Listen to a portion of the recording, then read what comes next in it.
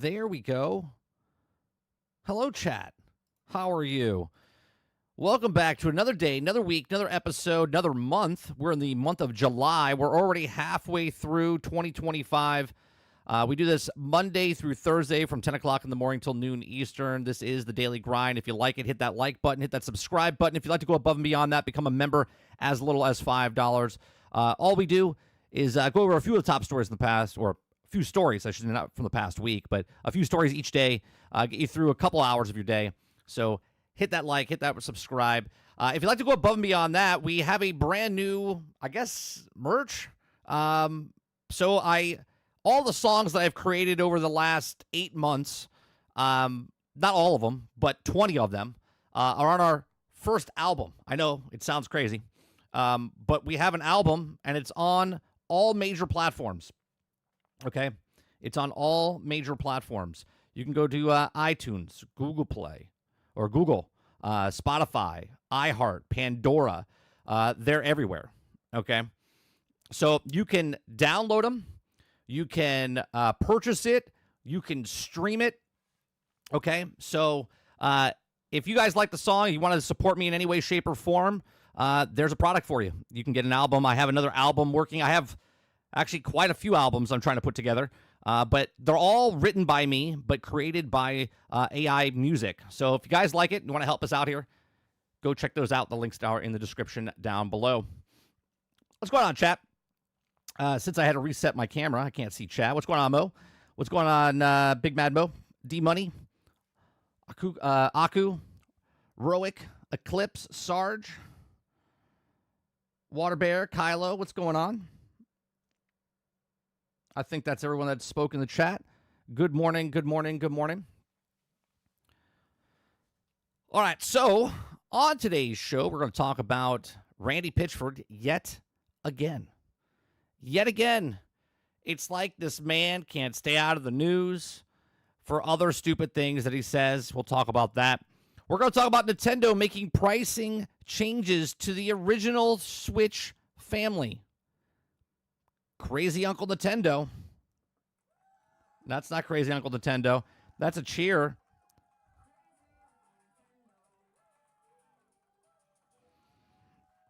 Okay. Oh, you can't even hear that. We're having a great start of July. Okay. But we had Crazy Uncle Nintendo. Crazy Uncle Nintendo. So Crazy Uncle Nintendo at it again. And then Hypixel, or Hytale, Hypixel Studios, founder says he'll reach out to Riot about taking over Hytale. He says, I'm even down to putting up $25 million by myself. So we'll talk about that as well. And anything else that pops in or any other conversations that you guys want to bring up, make sure you hit that like button. It helps us out here on this channel. Very few of you here this morning, so make sure all of you hit that like button because you're here every day. You're here every day. All right, so let's start off. Let's start off by Randy Pitchford, shall we?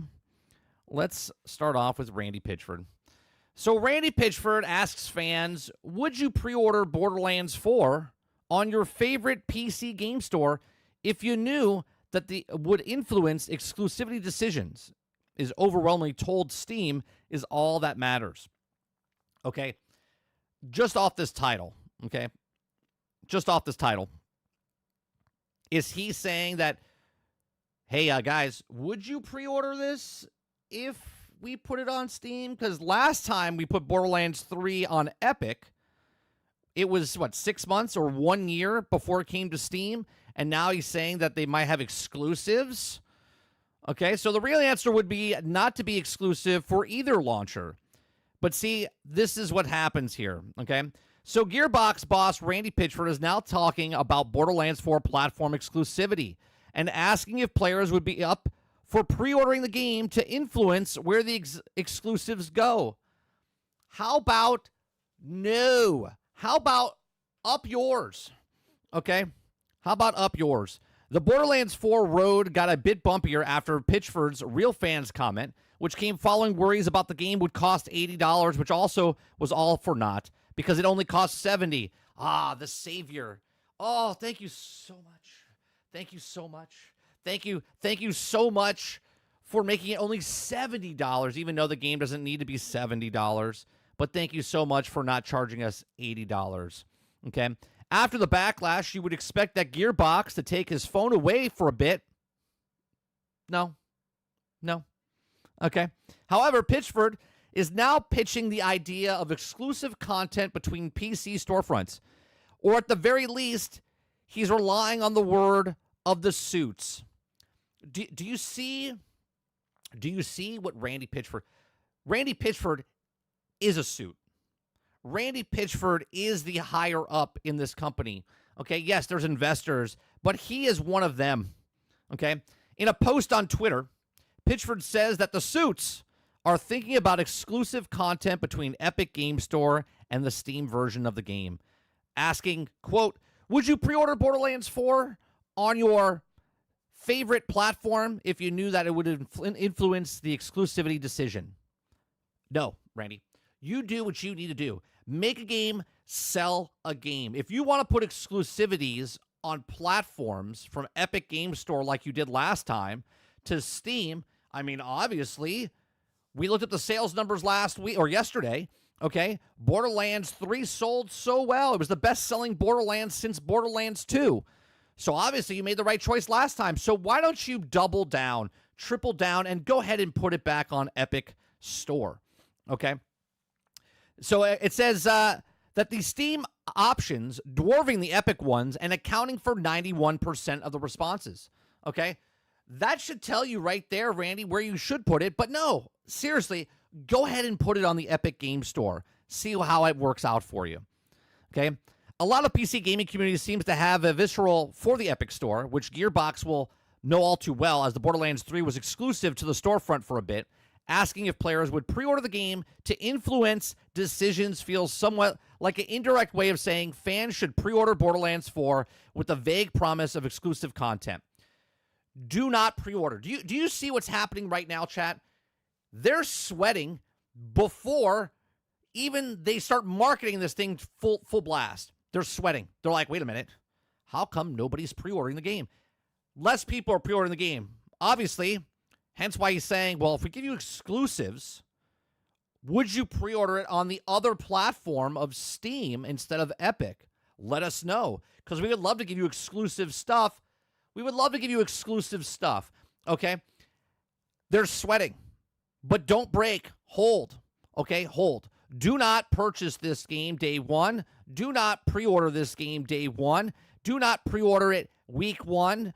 Or not pre-order, do not buy it week one, do not buy it month one. And let me tell you, from his statements, yesterday, where he said it's going to take a really long time before it goes on sale, steep sales, okay? And now from today's, where he says that, well, if you get exclusives, you can pre-order. So pre-order, right?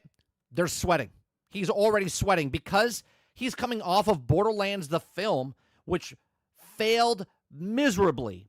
$18 million it made at the box office. $18 million.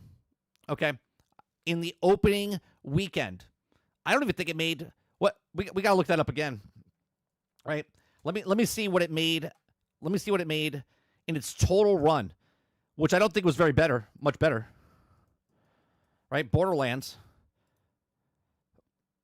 33. It made $33 million. Randy Pitchford is sweating balls. Okay, he's sweating. He's like, wait a minute.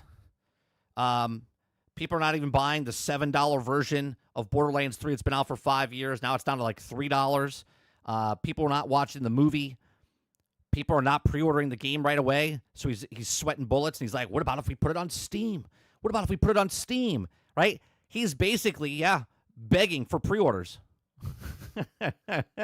Don't pay for this thing day one. They have to earn your money, okay? They're the ones making the product. Every day I sit here and talk and entertain and do my show, and I earn your likes. I earn your subscribers. I earn, okay? That's what I do, okay? You do you. I do me. Make product, sell product. Make game, sell game. So it says, however, considering almost everyone is responsible for responds to Pitchford's tweet is telling him how much platform exclusives suck. hopefully Borderlands 4 foregoes this entirely. No, I really, really, really, really, really, please, really make this an Epic exclusive. Please. Please. They have a total open runway of making this game, just make a game, sell a game. But no, they're doing everything in their power to fuck it up in some way, shape, or form.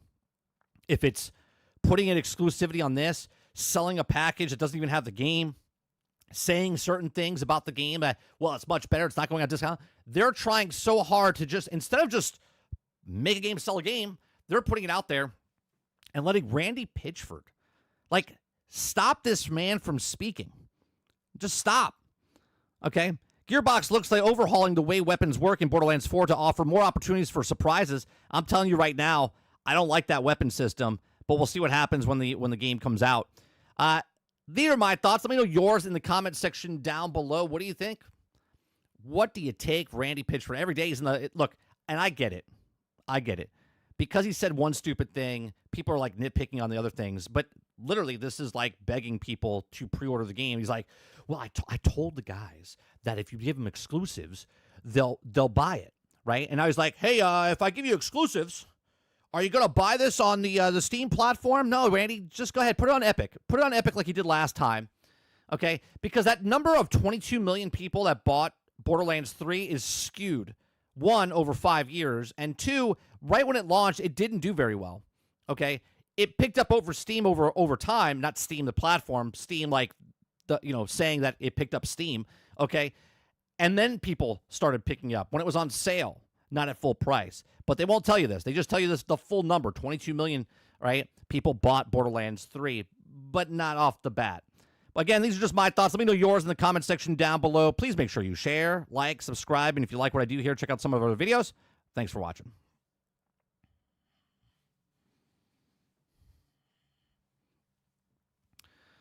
Morning, Wonder Rose. I think I said morning, Rowick. What's going on, Rowick? Sarge says, fuck off, Randy. LMN, Randy. KMA, Randy. Sarge is just angry this morning. He's chose hate this morning. Water Bear says, I think they need to put a mute button on his mic. His ability to chat, tweet, post on anything concerning this game. Yeah, he's gonna keep ruining it. He's digging the hole even deeper. Please, if we give you exclusives, will you pay? I mean, what, the $150 version of the keys and the lithographs and the map, that's not doing it for you, Randy? People are not pre-ordering the $150 version of the game without the game? Sarge says he is a fucking suit. That's right. That's right. He is trying to play like he's not, but he is. Roic says Randy needs to have some magic and make his mouth disappear. Kylo says Randy is single-handedly ruining Borderlands by the day. I can't shut him up either because he's the higher up. Yeah, he is higher up. That's why they can't shut him up. He's the worst person for them. He thinks he's the best, but he's the worst. No pre-order, no purchase, no listening to your bullshit, Randy.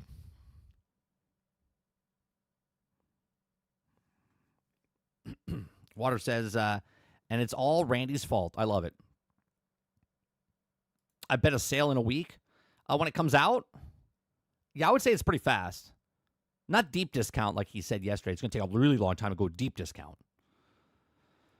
Water Bear says it'll be on sale December. I'm definitely not purchasing day 1 or 30 unless it goes on sale. Too many of the other great games coming out for me to care about this asshole's game. Eclipse says, let's go. They're begging for pre-orders. We're doing our job. Crowded says, I just think people really aren't interested in Borderlands anymore. People want new IPs that are awesome. I think you're right, House. I do think you're right? I think, sequel after sequel after sequel kind of just gets old. But at some point, I think that if Randy just puts it out there, see, he already did damage to the brand. The brand of Borderlands is damaged, okay? If it's his fault, if it's Take-Two's fault for what they did in the past, it's tainted right now. So if Borderlands just came out and Randy stayed quiet, I think it would do decent. I don't think it would sell like gangbusters. We got to remember, Borderlands 2 sold gangbusters after the fact, not when it came out. It sold well when it came out, but it sold incredibly well afterwards. It was almost like a movie that comes out in theaters, does okay, but then becomes a cult classic and people buy, back in the day, VHS, DVD, right? They like wanted to own that game or own that movie, and it became a much more popular movie. Perfect example, Spaceballs, right? Spaceballs is a cult classic. It did okay in the theaters, but it did really well on VHS, okay? Other ones, Idiocracy. It did okay in theaters, but it did really well on, when you picked it up for DVDs and whatnot. That's what Borderlands 2 did. Borderlands 2 was like a cult classic and did much better after the fact. Looking at the sales, you're like, oh my God, it sold that many copies, right? But they didn't sell that many copies at launch. Aku says Randy is no Phil Spencer. Waterbear, years from now, when we have a grandchild, it was 3,000 years ago when the heart of the developer failed. Yeah, it's absolutely crazy that every day. Now, obviously, people are writing articles of them because they're like, go ahead, Randy, say something. Say anything. Ron Slusher says Deuce Bigelow is a cult classic. I mean, I know you're being funny, Ron, but I think Deuce Bigelow actually sold more after the fact than it did when it was in theaters, and that's why there was Deuce Bigelow 2. Right? So I know you're making a joke, but at the same time, maybe you're not making a joke. At the same time, you're absolutely correct. You're absolutely correct. Good old Randy.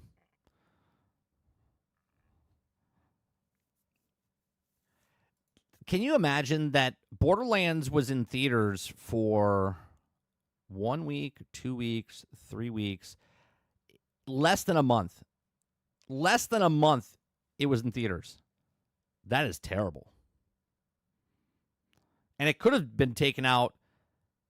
It could have been taken out after 2 weeks, to be honest with you. I mean, the numbers look terrible. This is Borderlands box office week by week, right? Opening day, 3.9 million. Do we understand that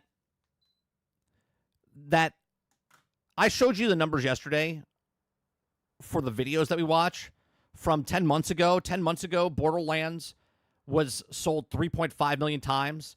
And then the next video that came out 4 months later had half of the viewers of the 3.5.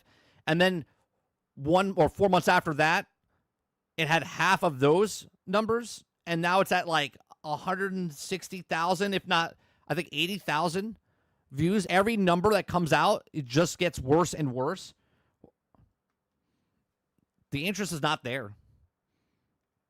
Hence why Randy's coming out and saying, hey, if we give you exclusives, right? Steam is much, much bigger. Much, much bigger than Epic. But if Epic gives them money, they're going to take it. You know why? Because they're not going to make the sales. But we shall see. We shall see. Speaking of idiots, let's go to story number 2. Nintendo making pricing changes to the original Switch family of consoles. They're like, hold my beer, Microsoft. Right? Microsoft's 5-year-old system, they started raising the price a couple of weeks ago, and Nintendo's like, we're going to do the same thing. We're going to do the same thing. Do you know why? Because people don't want to buy a Switch 2. I know what people are thinking. They're like, Switch 2s are flying off the shelf. They're selling like hotcakes. There's so many things. I went to my Target 2 days ago. Stocked shelves of Switch 2s. They're there. I could pick one up. I went to Costco. They're there. Guess what? They're not selling like hotcakes, because if they would be hard to pick up. Now, I'm not saying everywhere is like this, but if I could walk to my local Target and see multiple Switches on shelves, it's a little strange. I'm not in the boondocks here, right? Like, I'm in a massive metropolis over here, okay? Millions of people. And there's plenty of Nintendo Switches to go around. So I would assume, before I even read this article, I would assume that Nintendo looks at this and says, people are not buying Switch 2. You know what we need to do? We need to raise the price of the Switch 1 to get up higher because we don't want them to buy the Switch 1. We want them to debate and go, well, if I'm going to spend that much money, I'm going to buy the Switch 2. But these are just my thoughts. Let's read on. Okay? If you guys like what I do, we do this Monday through Thursday from 10 o'clock in the morning till noon Eastern. If you like it, hit that like button, hit that subscribe button. If you'd like to go above and beyond that, become a member as little as $5. Okay? Nintendo making pricing changes to the original Switch family of consoles. Okay, the original Nintendo Switch family of consoles accessories has some price changes ahead of its in Canada. Uh-oh, Canada people.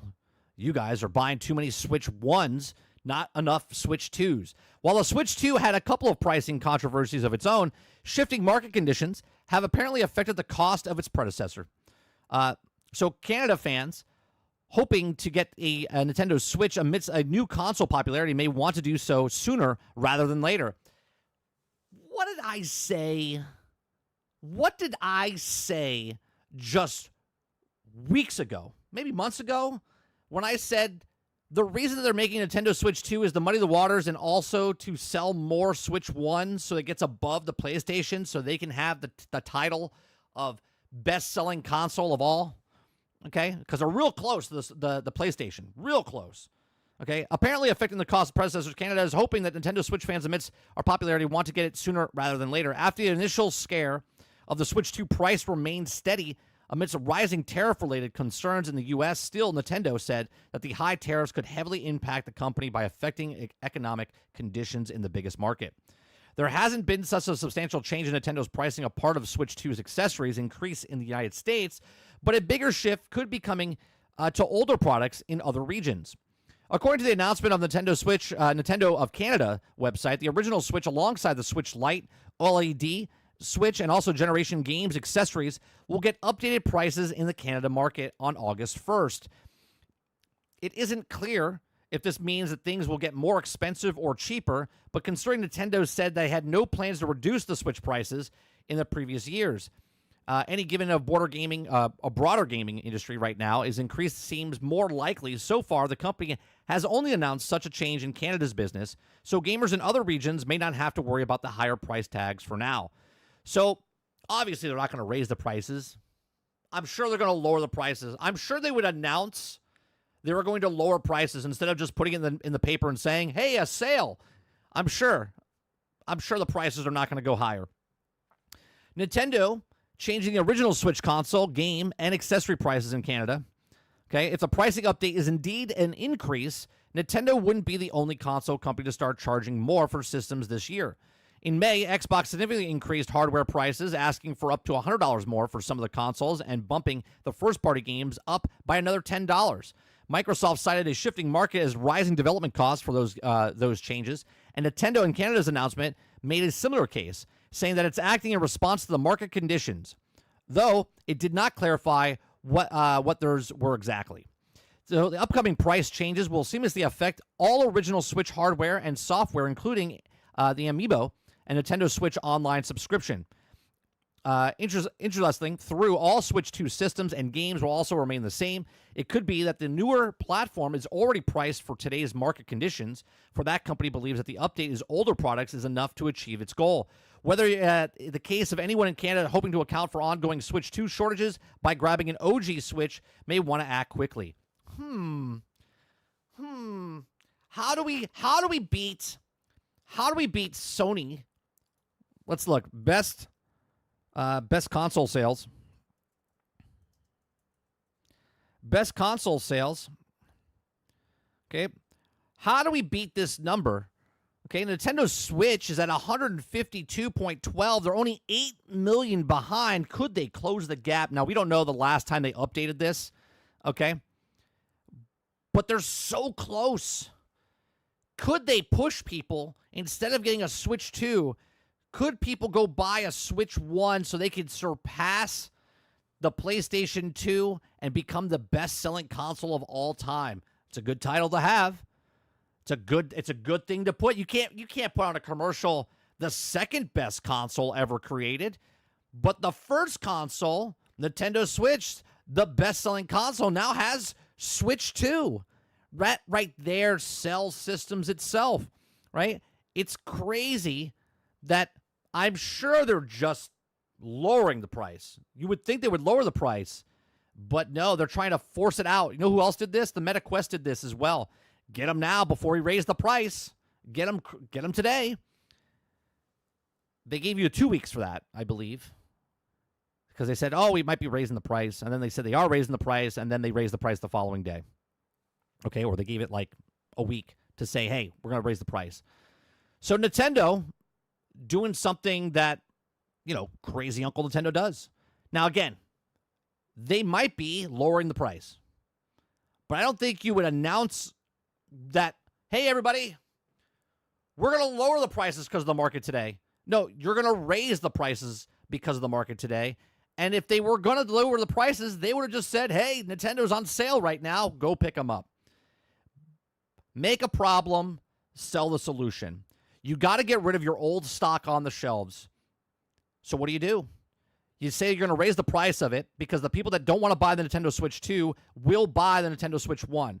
And if they know the Switch 1 is going up in price, they're going to go out and buy them right away. Not only do they do this, but then it also makes the price go up on the secondhand market. So people that will buy extra consoles to get them off the shelves, Nintendo wants this, obviously, then those people can do sales, and when they raise the price for Nintendo, they can also raise the price for their secondhand shops and whatnot, and they get more money and make a profit off of that for a second surge of a game system that's 7 years old. Hey, can't afford a Switch 2? Well, you can afford a Switch 1, and we're making money off of it, right? But these are just my thoughts. Let me know yours in the comment section down below. What do you think? Do you think the Nintendo prices are going to be going up because of the market, or do you think they're going to go down because of the market? Only time will tell. Okay, let me know in the comment section down below. Let me know in the live chat. Let me know what you guys think. Hit that like button. Hit that subscribe button. And if you like what I do here, check out some of our other videos. Thanks for watching.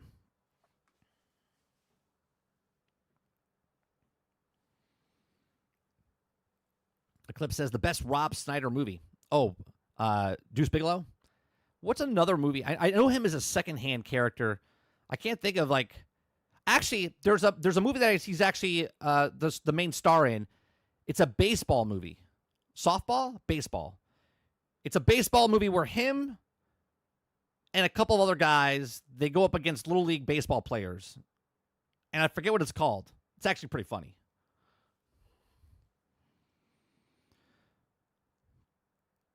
The clip says they're all over the place where I live. That's because they're selling like hotcakes. Isn't that crazy? 3 weeks ago, they told you how many consoles sold and how fast they sold in the first 3 days. Since then, they haven't said a damn thing. You would think they would know the sales numbers, right? Roic says, I heard the battery life of the Switch 2 is atrocious.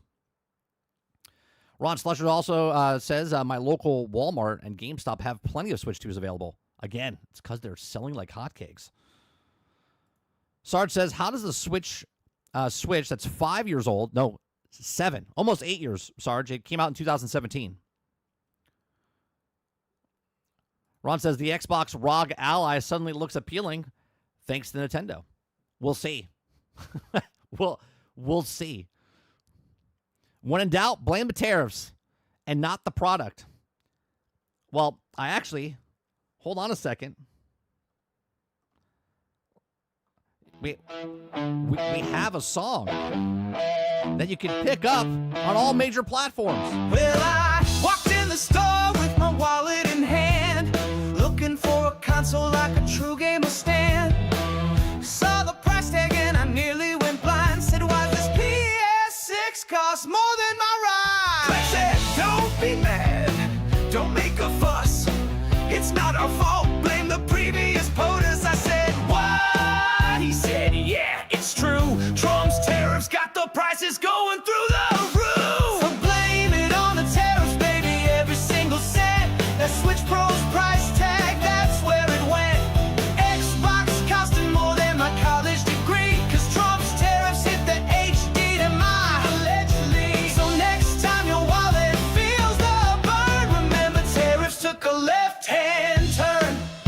you go.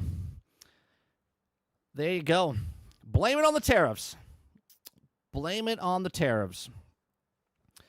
Water says, nobody wants to pay as much more for a goddamn console that's more than PlayStation 5 or Xbox Series S and 4 years behind the terms of technology.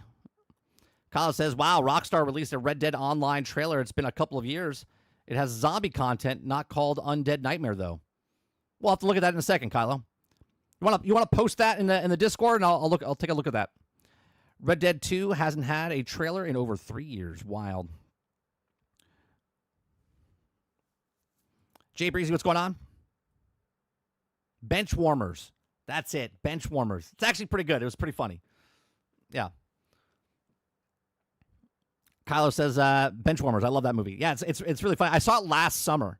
We were on vacation, and my best friend was like, "Have you seen this movie?" I was like, "No." We watched it. It was pretty funny. It's one of those shitty movies, but good. You know what I mean? What's going on, Ray? The Switch 2 is very easy to get. Again, Ray, it's because it's selling like hotcakes. They can't keep them in stock. Meanwhile, everywhere I go, they're in stock. Jay Breezy says, also was in Hot Chick. Oh, right, the Hot Chick. I forgot about that movie as well. Aku says, 30, Switch 2 is selling like Sony's Portal and PSVR 2. Yes, it's selling about 1.5 to 2 million copies. Oh, actually, it sold 3, but you know what I'm saying. It's actually selling much better than those. But it went like this, and then it went like this. And they're like, wait a minute. They're not buying the Switch 2. What can we do? What about if we give them a month, and we raise the price of the Switch 1?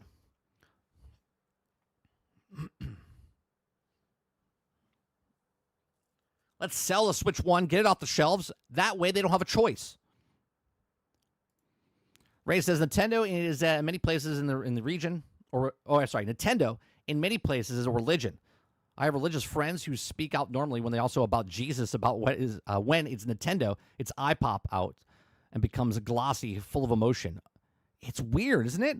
It's because I think Nintendo taps into that nostalgia, right? You know, when you say Nintendo, you think of good times. You think of times maybe when you were a kid, maybe your parents were getting divorced, and playing Nintendo made you feel good. Maybe you had the best relationship ever with your family. Your parents are still together today, but it gave you good impressions when you were a kid. You're like, oh man, I remember those Saturdays and Sundays and friends coming over and playing that. They remember it because it's most likely someone's first system. That's why people are so religious with Nintendo. That's why they take it so to heart. Eclipse says, I wonder if the next gen update's coming out.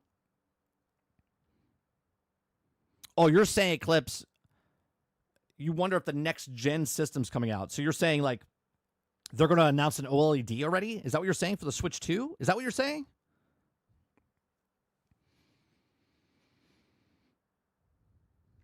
Oh, yeah, that's a good one. Isn't Napoleon Dynamite in it?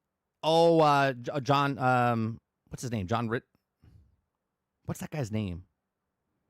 I forget his name.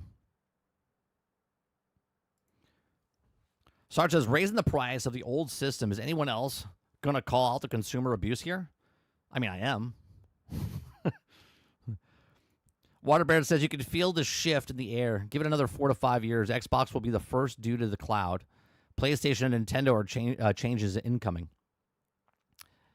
They all going to have to go somewhere. We'll see. Ron Slusher says, Concord gives me that same nostalgia. Best 2 weeks of my life.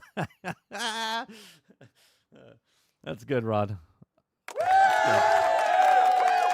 Give him 5 points for Ron. Concord gives me the same nostalgia. Eclipse says, no, I was talking about Red Dead. Wonder if they're going to get, the next gen update. Gotcha.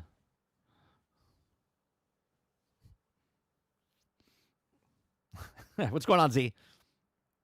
Unbelievable. Crazy Uncle Nintendo.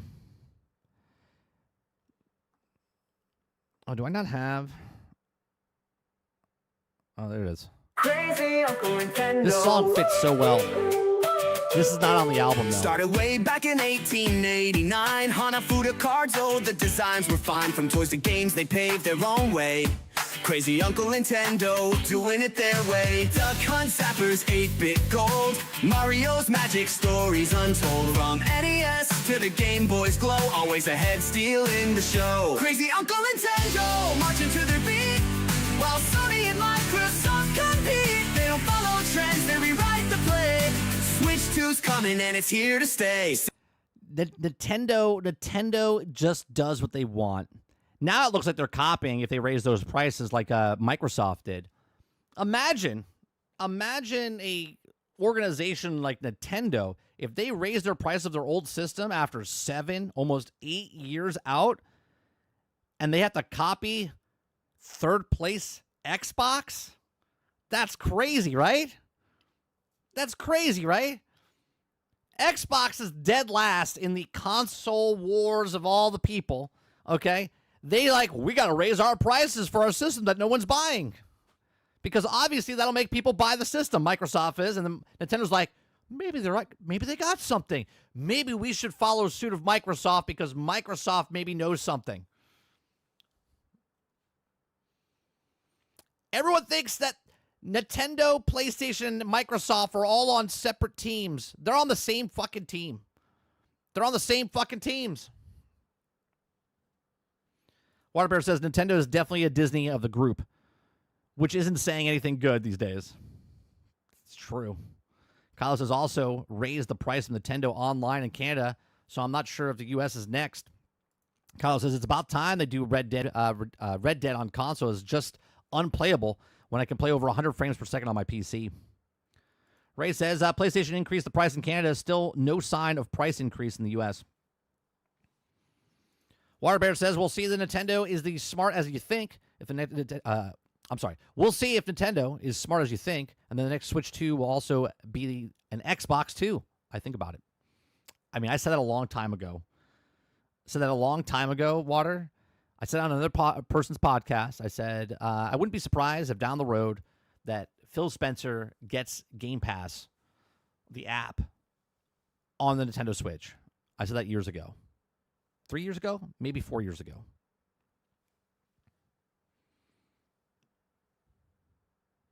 Playing Game Pass, Cloud on Switch 2 might help sales. That would be much more appealing for Switch owners. The original Game Boy secretly got a price increase.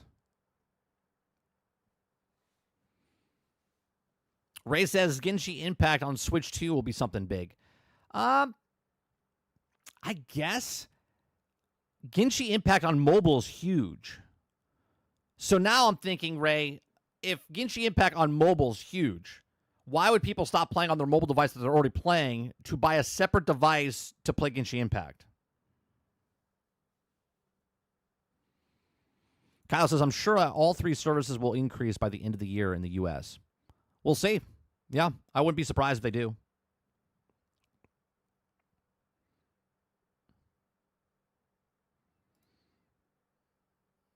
Let me see. General chat. What is that, Water, that you sent me? What is this? Is that mobile game? Is that mobile game that just came out for Marvel?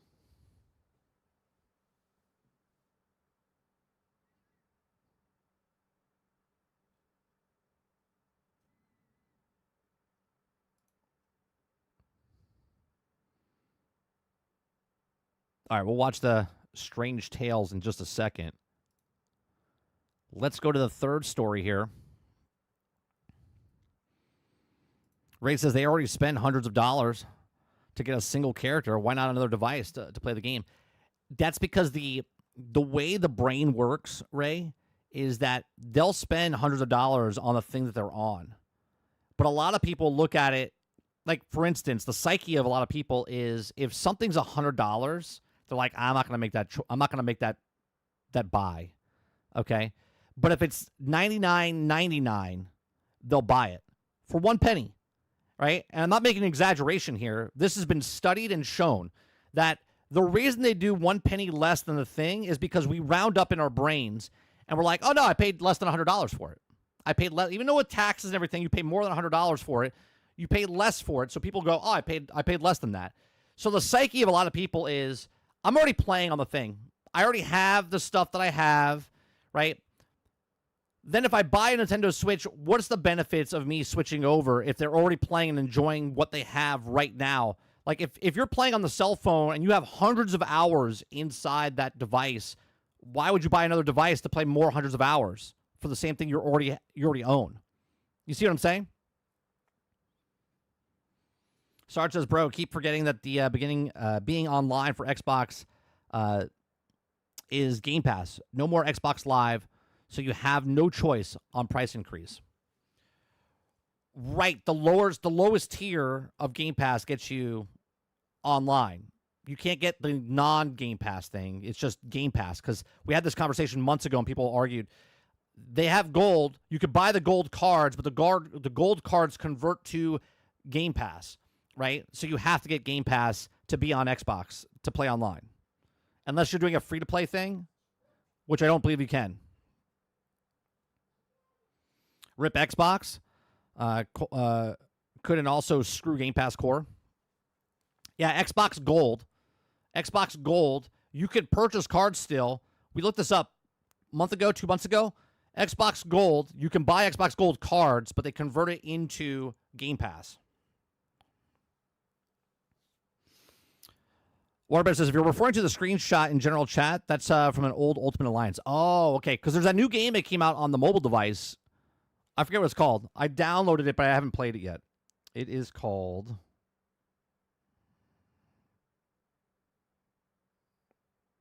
It is called Marvel Mystics.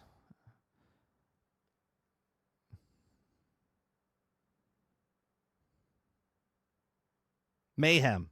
Mystic Mayhem. That's it. Yeah, Mystic Mayhem.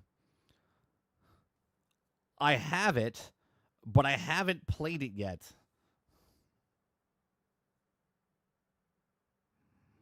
I downloaded it for my trip. I was like, we'll test it out on the trip. Silver says I played it. It's all right. It's aight. I'm level 13 or something, but yeah, I like it. All right. Yeah, when I go on my trip, I'll play it. All right, let's go to the next story. We talked about this last Monday, I believe, of Hytale, right? Hytale was that voxel-based game that looked like Minecraft. It was people that loved Minecraft so much, but they started making their own game. It was in development for 7 years, and then it got closed down last week, okay? But they had it, and Riot Games bought it back in 2020, put a bunch of money into it. 2 years ago, they make them change the engine to a newer engine, and then they close this thing down. Well, here we are 1 week later, okay? Hypixel Studios, okay? Founder says he'll reach out to Riot about taking over Hytale. He says, I'm even down to put $25 million by myself to finish Hytale. That's how much I believe in it, okay? So Riot canceled Hytale last week, 5 years after acquiring the studio making it. Okay, Minecraft-inspired sandbox RPG Hytale is canceled, but it's not necessarily dead. Well, right now it's dead. Okay. In the wake of Riot's decision, pull the plug on development last week, Hypixel Studios co-founder Simon Collins has expressed interest in possibly bringing back to life, and says he's willing to put his money, a lot of money, where his mouth is. Hytale was revealed in the world in 2018, when it was also had already been developed for several years before, and the developer of Hypixel Studio was acquired by Riot just a couple years later in 2020. Instead of the planned 2021 release, though numerous delays followed, developer updates slowed to a crawl, it never really saw anything more than a 2018 announcement trailer. Earlier this month, Riot finally canceled the game for closed Hypixel outright. It says the finger pointing followed the immediate wake of Hytale's cancellation, as some developers took to social media to express their frustration with the Eternal Studios management as at Hypixel. Okay, it says, but there's also nearly immediate pushback to have Hytale with to introduce the outreach of Collins. Okay, initially seemed reluctant to get involved, saying he hasn't seen the game since 2019, and so he can judge what sort of state it's like currently, and what it kind of team would also require to finish it. Now, if I'm not mistaken, I think Simon's the one that sold the company to Riot. Now Riot closed the studio down. Now Simon wants to buy the game back. Okay, so it says on Twitter, it says, "Hi Simon. I think I speak for the entire Hytale community when I say that the Hytale can't be canceled. It was a game with the infinite potential. Wouldn't be here for the possibility that together with Riot, we could partner with the former team to receive the legacy engine." Simon says, "I have not seen the game since 2019, so it would be hard for me to know if it's worth looking into. It seems like the chapter is truly closed. I do have the money to run a 30-people team for a while, but they were also over 150, so not sure what kind of beast it has become to handle." Here's the thing. It worked for about 4 years before Riot bought them. Then Riot had it for 5 years. It's been out for 9, 7, though, full production. Okay? So you would think that if they were going to release it in 2021, that the game was done at some point, but they kept adding more features. They kept adding more things to the actual game. So it says, as the pressure continued through, his mind slowly began to change. On June 26, Collins said he was thinking about it and was even down to put $25 million by himself to finish Hytale, although he clarified that he hadn't made any formal moves in direction. Okay? He says, "I get 100% look. If I'm even down to put $25 million of US myself to finish Hytale, that's how much I believe in it. No Kickstarter, just raw passion, high pressure, high risk taking, reduced scope, legacy engine, PC only first, open source, some parts, small team, cut unfinished features to accelerate towards beta, get players in ASAP to support development, and even already have a dozen of Hytale legacy engine veterans working with me." Now, obviously, Simon here, I don't know if I like this business model, because it was admittedly that the game was supposed to come out in 2021. We're in 2025. They didn't change the engine until last year, okay? Or 2 years ago. So what, 2023? Game was supposed to come out in 2021. They kept doing other things, changed the engine in 2023, closed the studio in 2025. Now you're saying you're going to come back, kind of meal piece it, put it together, see what it is, put it out to people, and have a funding going on, right? Unfinished features, accelerate towards beta, get players ASAP, support development, okay? It says, "This is what I would do, but I have not reached out yet. I'm just thinking about it now because of bullying, haha, is also be a massive challenge to impact all aspects of my life, so I would probably need to consult my family first." Okay, so my issue here is if they do it, then do it, and then make a game, sell a game. Don't meal piece this out like it's a game that's just starting out.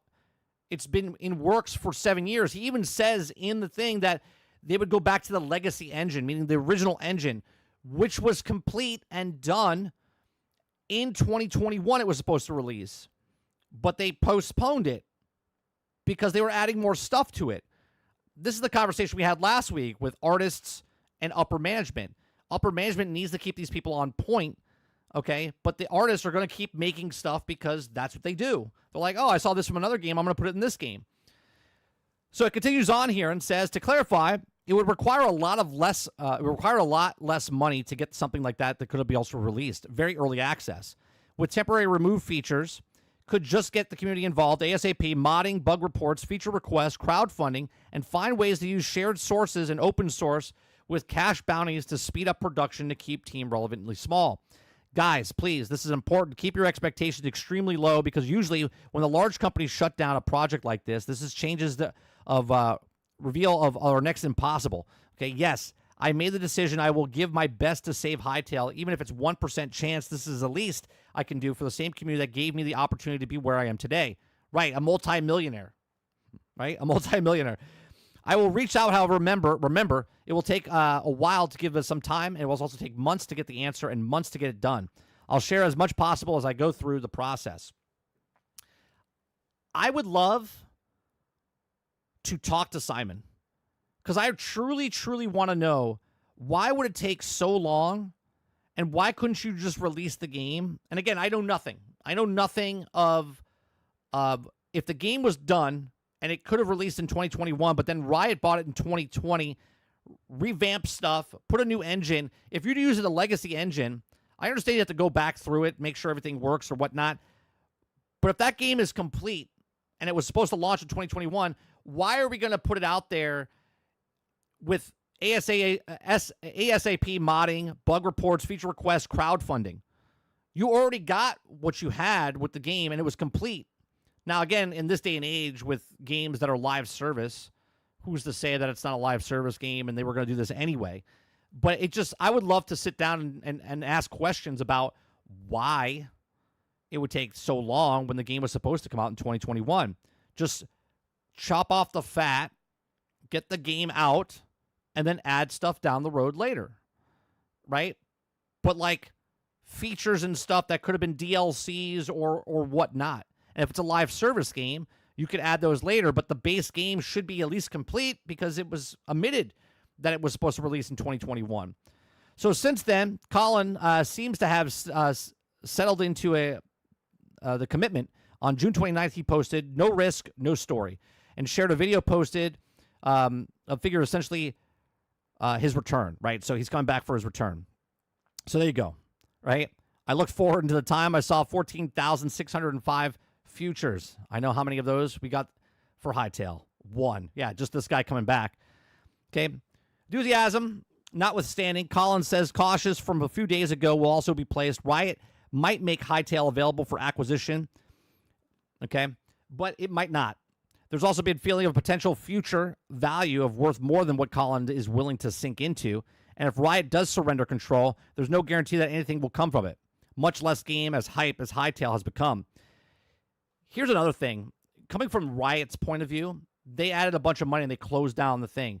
So now they own Hytale. Okay? They're doing absolutely nothing with it. They closed the studio down. They don't want to make any more money from it. So then let it go. Let it go.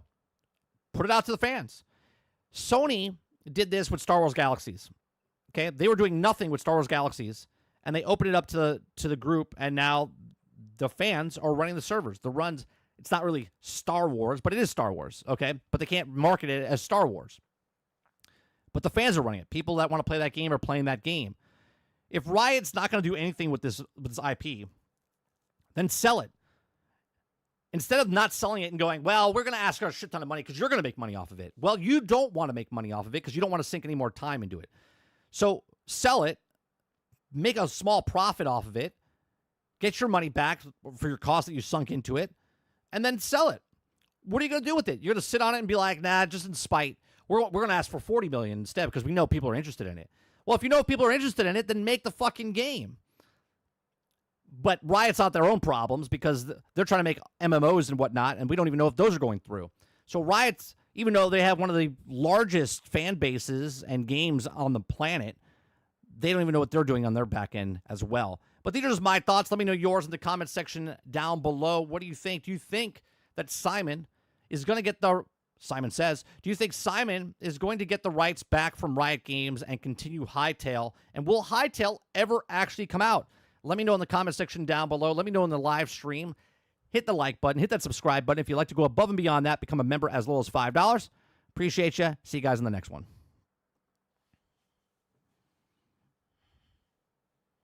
Ray says, I remember when I said the quality of games with gold dropped, I was getting destroyed by fans telling me that to get Game Pass and on Pony.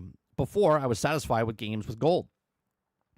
Talking about Minecraft, we're getting ray tracing on console. They already have the I don't know if it's ray tracing, but they have a my son told me about it the other day. It looks... Hold on a second. Let me ask my son.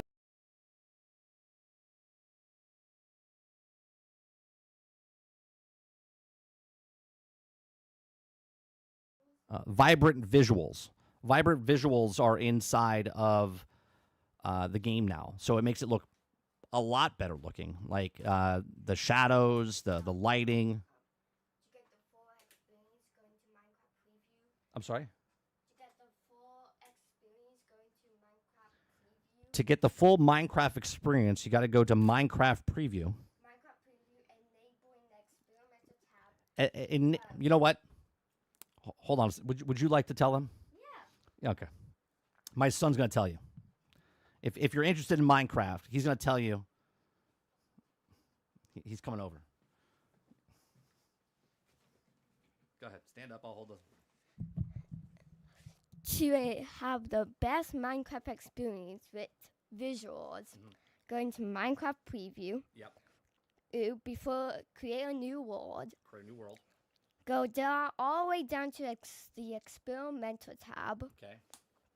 Turn to Ender Dragon Ender Dragon something retracing thing. Ray tracing. Yeah. After you enable that, make sure you have vibrant visuals on. Create a world, survival, creative, and make sure and then go to your vibrant visual settings, and make sure you have You gotta talk in the mic. Make sure you have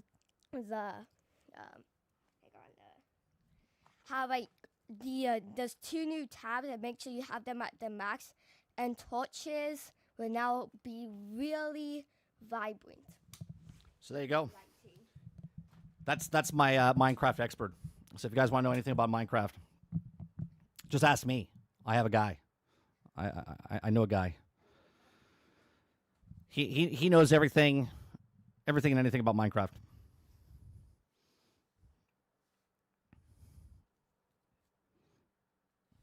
Yeah, instead of me just him explaining, it's much better. Yeah, so vibrant visuals, it looks awesome. It really does look awesome.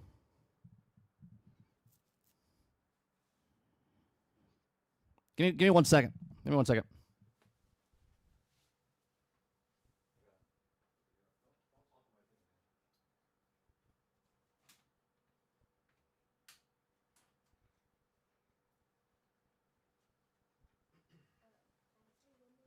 What do you want to say?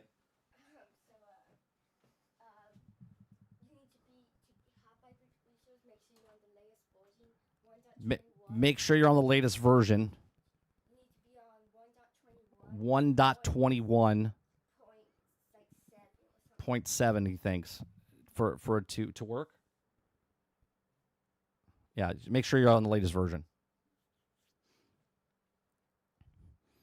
Yeah, he knows. Yeah, he knows the updates before they release. Yeah.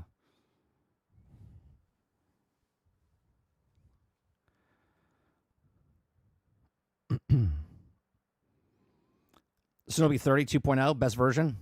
Yeah. Yeah.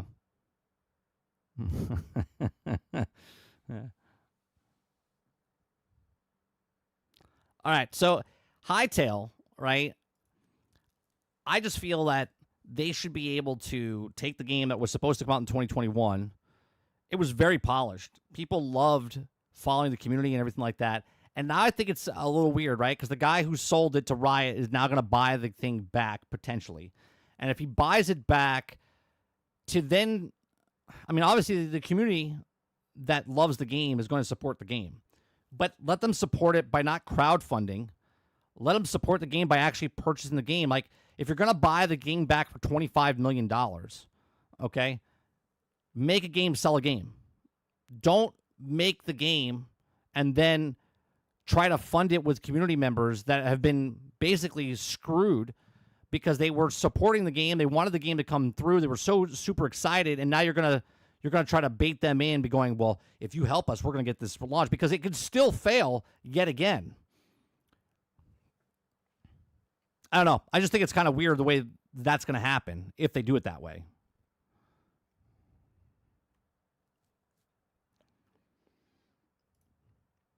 Like, I want to see the game. I was very excited about that game. Like 4 years ago, 5 years ago, when it was supposed to come out in 2020, and then 2021, and then we never heard anything. And then Riot bought them, and I was like, oh, this is good. But it wasn't good. And now they're going to be, well, what is it, another 2 years? Another 3 years? You got to get your shit together, and then just put it out. People waited 7 years, 8 years for that game that you showed back in 2018. That's another reason I say don't say anything until it's close. Don't say anything until it's close.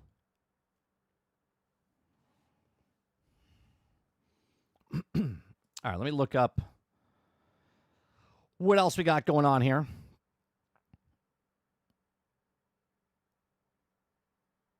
some movie news here. Jurassic not getting good reviews. And everyone thought that was going to be the best movie of the summer when it comes to between Fantastic Four, Superman, and Jurassic Park, because they all come out like 1 week after each other. And it doesn't look like that's going to be the case. But then again, IGN gave it a 5, so maybe the people will love it. Who knows?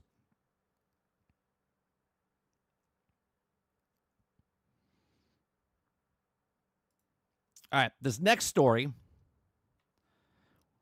we're talking about Dune because I'm still playing Dune. I'm still enjoying it. I leveled up my class yesterday. My swordsman. I'm level 3, trying to be a master swordsman now. Okay, so we're still playing that. We have like 90 hours in the game, a little over 90 hours. It says Dune Awakening griefing problem continues to worsen.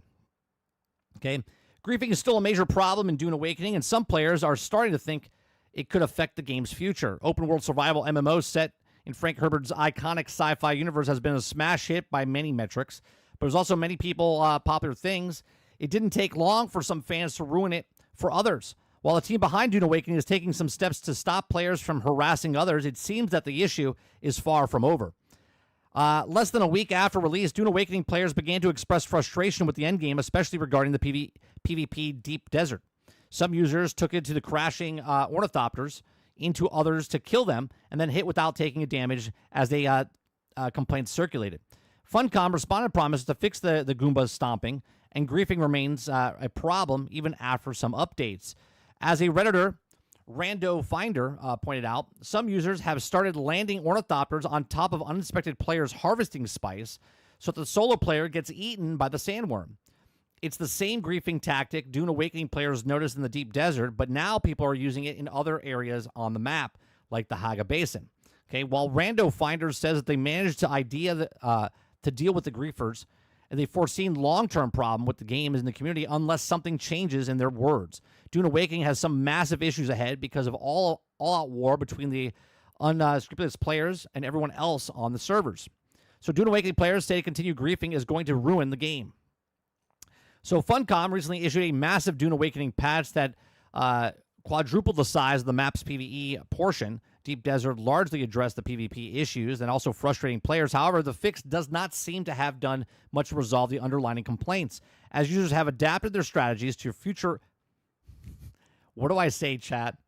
What do I say? That gamers will find the way. It doesn't matter what you do, right? You nerf this, they find another way. You nerf this, they find another way. So it resolves underlying complaints. Users adapt their strategies to frustrate others in PvE areas. The shift has worried some members of the community within the Rando Finder, going to say it will ruin Dune Awakening if they force vast majority of players to quit. Okay? There's just some people that don't give a shit. They just want to ruin the fun for everybody else because they are having fun. Okay? It's like people swimming in the pool, right? It's like people swimming in a pool. They're all having fun, but some person comes up and starts to piss in the pool. Okay? If you piss in the pool, everybody that's in the pool having fun has to get out of the pool because you, who is having fun pissing in the pool, is ruining it for everybody else. Okay? So how Funcom will handle these complaints going forward is unclear. For now, though, the issues don't seem to have hurt the game's performance much, if at all. Not long after the launch, Dune Awakening becomes Funcom's fastest-selling title ever, surpassing 1 million copies sold in a matter of weeks. Players and the critics alike have praised the title's RPG elements, atmosphere, survival mechanics, though others are less enthusiastic about the gameplay systems and the endgame and the amount of bugs that presented at launch. There's a couple of bugs that I've had. I had that error code or whatever. The game has crashed maybe once on me the entire time. I've gotten stuck in like little bits and pieces of like the mountain or whatnot. But for the most part, I personally haven't had major problems or bugs. But yeah, a lot of people are upset because now people are pinning them. So I get out of my vehicle. I'm mining sand in the middle of the desert, and a guy comes over with his ornithopter and lands on top of me and pins me there, waits for the worm to pop up, and then takes off. But by that time, the worm is coming. So he lifts up, and then you're screwed. You can't do anything, right? So they got to figure out ways to do something along those, especially in the PvE areas, right? If a person can hold you down with their vehicle, which someone thought about this. They're like, wait a minute. If they can ride on top of it, that means they engage with it. That means that we can crush them. So now two things can happen. They can make it where nobody can even touch the top of other people's vehicles, like ride on top of it, meaning they can't ride or get capped. They would just go through the other one. And if they do that, then people that want to ride together, they would have to make another vehicle place where people can sit. So on the sand bike, you can have multiple people on the bike. In the vehicle, you can the buggy, you can have multiple people. In the ornithopter, they would have to make it where you have to get the other seat in there for people to ride with you instead of riding on top of the blades or on top of the body. So yeah, look, no matter what happens, someone will always think, they're like, all right, well, they fixed this. Well, let me try to figure out another way, right? Remember the, in Avowed, someone tested where they were shot an arrow at a rock and it went through the rock, but then they shot it at this other thing and it bounced off the thing. There's always going to be someone that figures this stuff out. There's always going to be a gamer that out-games the developer because that's what they do. They have nothing but time, okay? So they're always going to figure out a way to stop other people from enjoying the game, and that's fun for them. I haven't seen this myself. I've seen the videos of it on YouTube where people put the compilations together. But I don't think this is a big thing, but it could turn into it where people, it's not that they're getting griefed, they hear about the griefing. And then because they hear about the griefing, they don't want it. They're like, oh, I heard it's bad. I don't want to do it. So they don't even go back to play the game, right? Until it actually happens to them. And then that's the seal. That's the deal. They're like, I'm done, right? Happened with other games in the past. It's going to happen with this game if they don't figure out the problem. So again, these are my thoughts. Let me know yours in the comment section down below. What do you think Dune Awakening could do to stop the griefing problem that's happening in the PvE areas, if they do anything at all? Let me know in the comment section down below. Let me know in the live chat. Please make sure you share, like, subscribe, and I'll see you guys in the next one. Thanks for watching. Eclipse says, I mean, there's always been griefers. Sure, but more griefers happen when a brand new game comes out because people start doing the same thing to get an edge over somebody else. Again, I've always say it, PvPers don't want to PvP. PvPers want to take advantage of something to cheat against other people so they can get their shit, right? Because they don't want to play the actual game. They would rather cheat the system to play the game.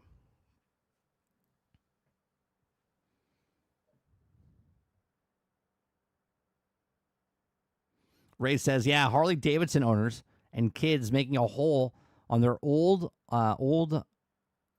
car mufflers ruins it for everyone else in town because they're having fun. Oh yeah, where they make that loud fucking noise. They step on the gas. Sure, but that's like split second. I'm not sitting in someone's front lawn and then revving the engine. You know what I mean? That's a dick move. That's a dick move. Right? If I'm minding my own business and I'm just, picking up the sand in the middle of nowhere in the game, and then someone lands their ornithopter on me to kill me, that's a dick move.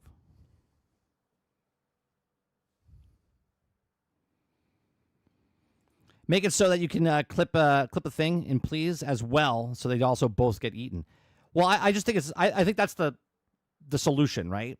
People will be mad that you can't ride on top of the copter anymore, but if you're underneath, you can have it clip through. Maybe they do it, right? Maybe they do it where you clip through the bottom, but you can still ride on top. I don't know.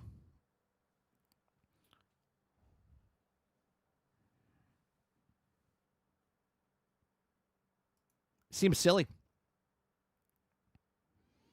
Eclipse says, I got yelled at a person because they were farming some flower sand, and I didn't see them, and I activated the worm.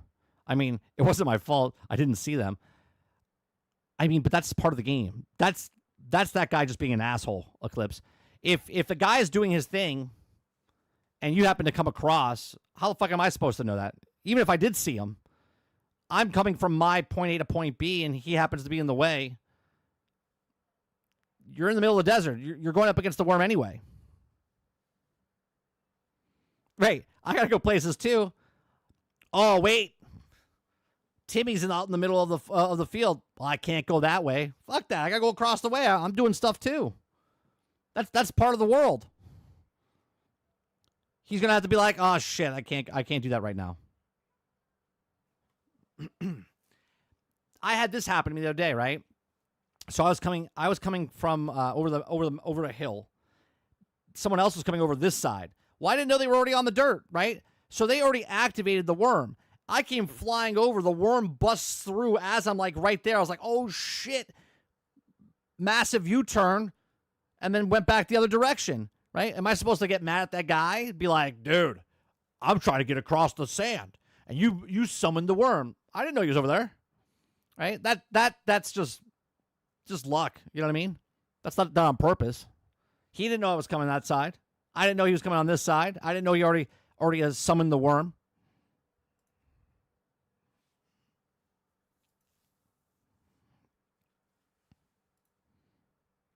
Oh, this is funny. So last night, like 12 hours ago, right? Paul Tassi says this on stream or on Twitter. Right? He says this. He says it's 12:35 a.m. and I'm stuck in a sandstorm with a broken bike, no bike fixing tool, and now I have a worm dodge 3,000 miles back to base, right? Dune. So I replied, first time? He actually replied back to me and said, actually, yeah, I don't play survival games. Yeah, I was like, I got stuck. Brain had to pick me up on a bike because I got stuck somewhere. He's like, I'll come pick you up. I lost my bike. It got eaten by the quicksand. It's fantastic.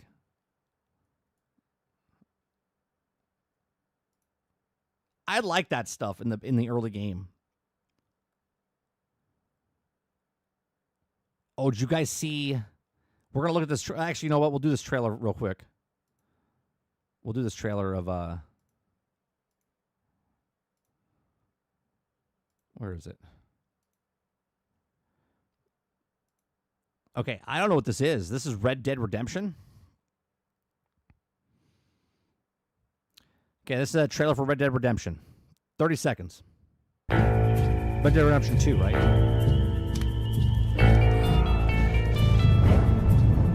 Red Dead Online, Strange Tales of the West, Volume 1.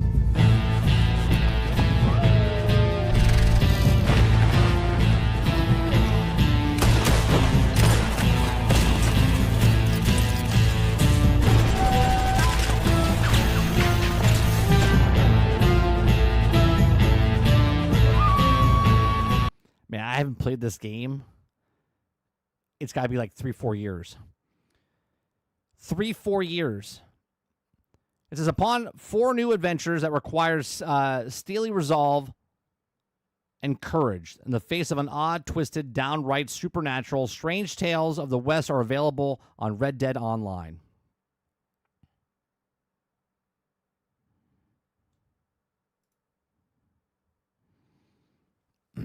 So I guess you're going up against like zombies. Okay. Strange Tales, the plague. There's stories of spreading amongst the people, an armadillo, turning into shambles, undead. Fall onto you, retrieve several of these diseased corpses and scientific examinations if you also avoid infection and fed off attacks from the urgent cell of nearby cultists. Then you have Strange Tales, the modern science, where you're going up against robots. Then you're going up against Strange Tales of the Bayou. So I guess you're going to have like alligators and going up against like Indians. It says something unholy lurks in the swamps. Explore at your own risk. Ambushed by swamp folks who also call their wetland home and bring swamp creatures back. So you have to fight against gators. And then Strange Tales, the wilderness. Okay, investigate reports missing scientists that also conduct strange research of a crew murders in a tall trees when operation goes sideways. You also need to have survival skills, find weapons, craft them, hunt for food, and all while tracking down the scientists. That sounds actually pretty good.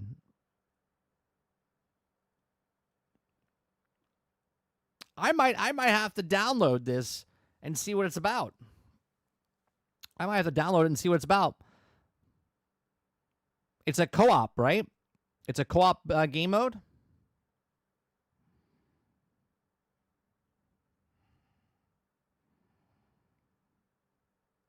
twist and downright supernatural embark. Yeah, that seems pretty interesting. When's the last time they did an update for Red Dead Online? It's got to be years, right?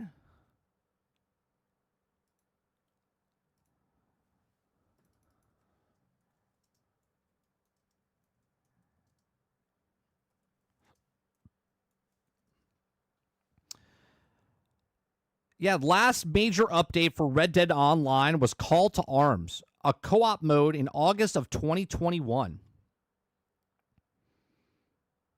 Like, what? Is this to get people back in it? They're like, well, Grand Theft Auto's not coming out till May, so let's give something to Red Dead. Are they going to be coming out with Red Dead Remaster?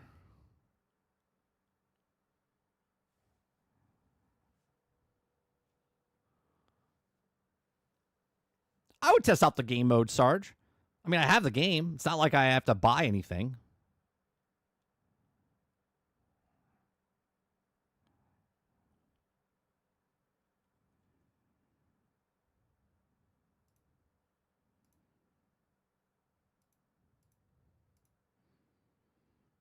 All right, let me see what else we got going on here. There is no show tomorrow morning, because I got to go to the dentist tomorrow morning. So we're trying to do more news stories today.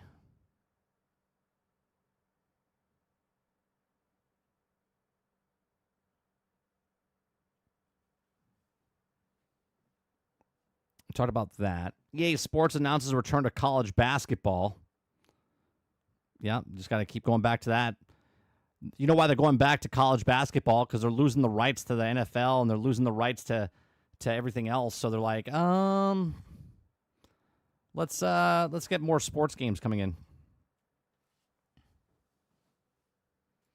They're looking to see who logs in so they can count the population because they lost the count.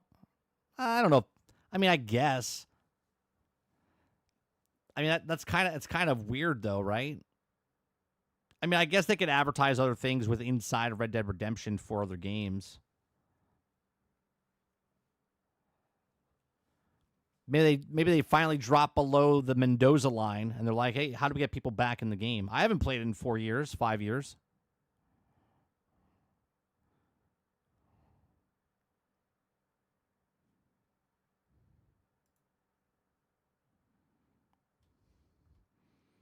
Next one up, Space Marines. Space Marines 2 will celebrate its first anniversary with a large-scale update in September, and another year of free and paid content is on the way.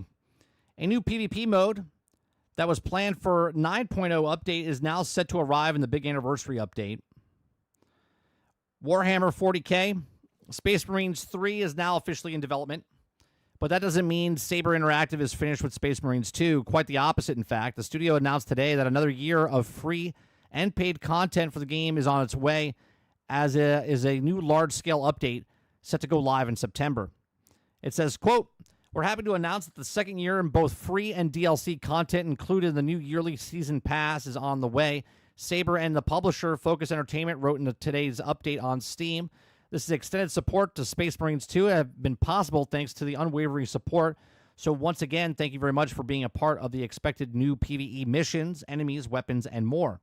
Saber did reveal one piece of new kit coming to Space Marines 2, not as part of the second year of content, but of 10.0 update, the Power Axe, while also will have its own moveset, execution animations, etc. I don't know why you wouldn't want to use this over a good gun, but I suppose you never have to worry about running out of ammo. Okay, so there's a new weapon. It says Saber also revealed that the new Tech Marine class is being developed in both PvE and PvP gameplay. Tech Marines also basically the mechanics of the tech support of Space Marines. Saber said that more information on the new class will be revealed in the next community update. In the meantime, you can also dive into the lore of fandom's Warhammer 40K wiki. It says, but with all good news comes a bit of bad. A new PvP mode that was also intended to be released in the upcoming 9.0 update has been delayed to 10.0 update instead. Saber did offer a bit of insight. It says, however, the new mode will take place on a new map It will also pit chaos against chaos and undermine the ominous surrounding way. And players will also be able to take control of the Hellbrute, also one of the Space Marine 2 bosses. Because of the mode's focus of chaos, new chaos armor will also be added into the game. More details on this game of Space Marines 2 10.0 update and new PvP mode will also be shared community updates in July and August. We didn't purchase the game. When I say we, I mean me and Sarge haven't purchased this game because I said that I'm going to wait for at least year 1 content to come out before I purchase the game, because I didn't want to pay full price for a game that also didn't have all the content. I would rather play other games and then wait for this one to have all of its content before I purchase it, and it'll also be cheaper. Right now, it's on sale, I think, for $35, right? 35% off, or is it $35? Okay. It's been on sale 5 times so far since it launched. So obviously it'll continue being on sale because that's what it is. So I don't have to play the game or buy the game day 1. I don't have to pre-order. Sure, did I miss out on the fun gameplay and stuff like that? Yeah, but at the same time, I'll get it for a cheaper price and it'll have more content in it than people bought it for on day 1. They're still mad because they couldn't monetize Red Dead Redemption 2. Well, they did monetize Red Dead Redemption 2. You mean Red Dead 1, Sarge. They did monetize Red Dead 2. I wonder if Kingard's going to try out, because he also loves Red Dead Redemption 2 online. I thought the game was great when I played it. It's one of my favorite games. Ray says Saber could make a 40K DLC for SnowRunner. Yeah, they could make a vehicle or whatnot, paint job or something.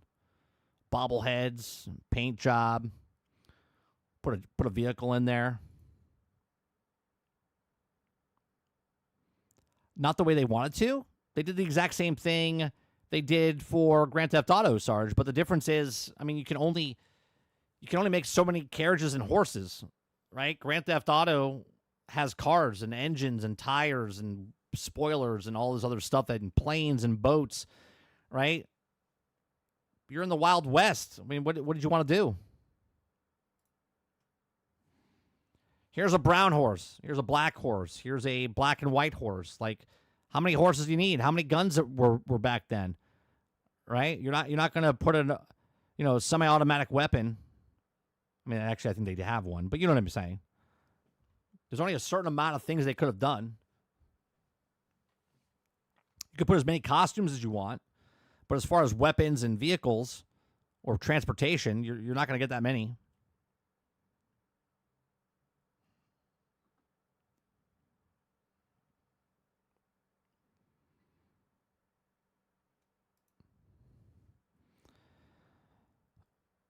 Rogue says the best mount in Red Dead Redemption 1 was the bull.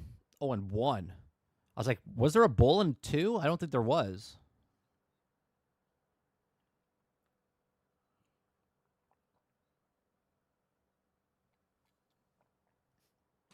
Grand Theft Carriage.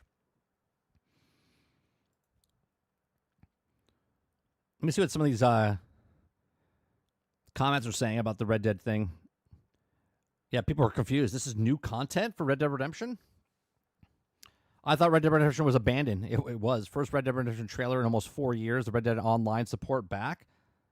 Looks like PlayStation 3 game. Still no anti-cheat. Back supporting Red Dead Online in 2025. Can feel the Red Dead Redemption Next Gen update approaching. Perhaps. We get Rockstar reviving Red Dead Online before GTA 6.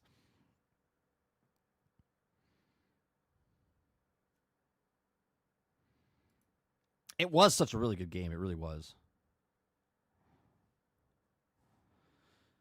Oh, did you guys see the Captain America skin that's coming out? Let me get this Captain America skin. Let me just go to Miller Ross. He's got a bunch of stuff.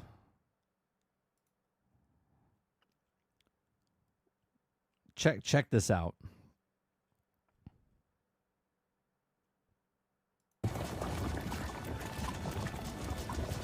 Right? This Just looks call great. me Captain Clintar. That's cool. Just call me Captain Clintar. Right. Just call me Captain Clintar. Assemble! Hatch!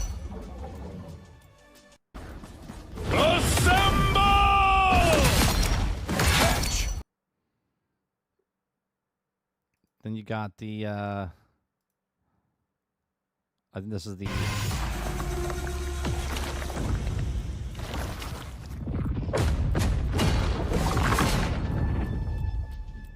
That's cool looking. Then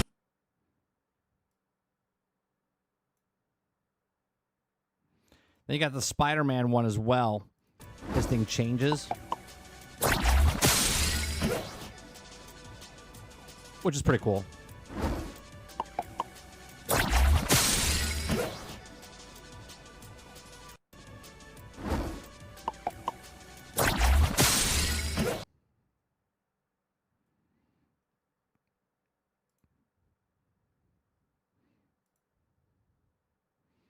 So they're doing some cool skins and whatnot.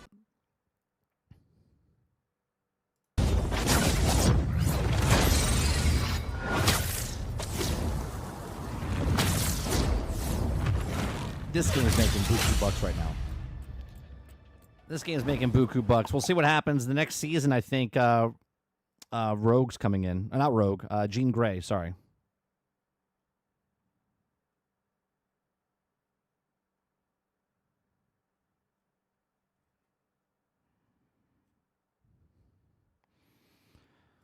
Red says, Rockstar, why make the best game ever if said Dad Simulator will win Game of the Year anyway? Why bother? If Sad Dad Simulator will win, what's Sad Dad Simulator? What is that? Are you talking about like Death Stranding? Is that what you're talking about? Is that what you're talking about? Or Death Stranding 2?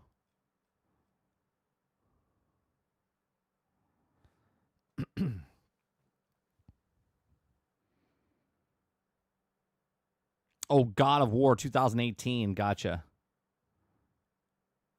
Well, that's right. It came out in the same year, right? I forgot about that.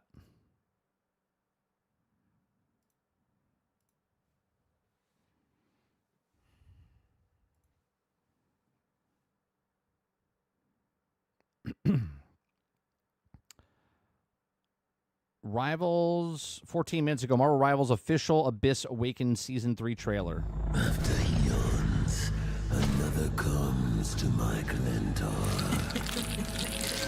To me, my queen in black.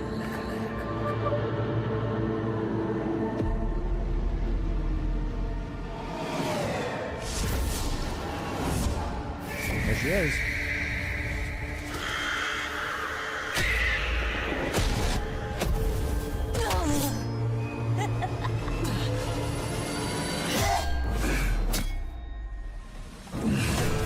So Blade's finally coming into the game.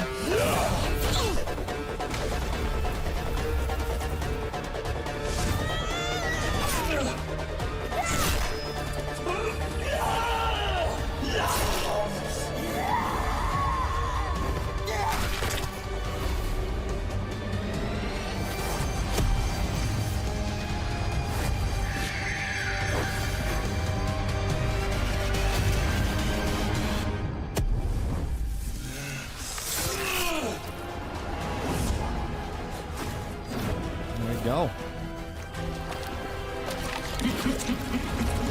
Null is coming, and time will spiral into darkness.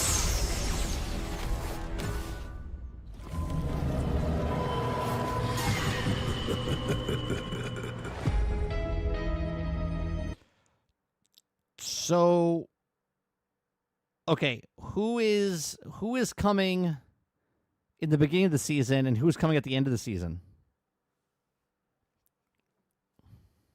Right? Who's coming at the beginning of the season? Blade or Jean?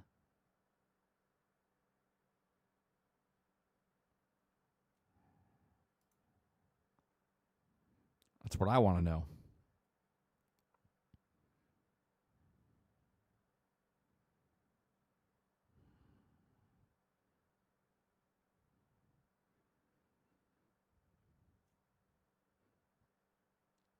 Force Gaming's got a video, 11 best new games to play in July of 2025. Maybe we should watch that. See what games are coming out. Hey everyone, welcome. Let me grab this real fast and put it in the description down below. We'll see what games are coming out in 2025 or July.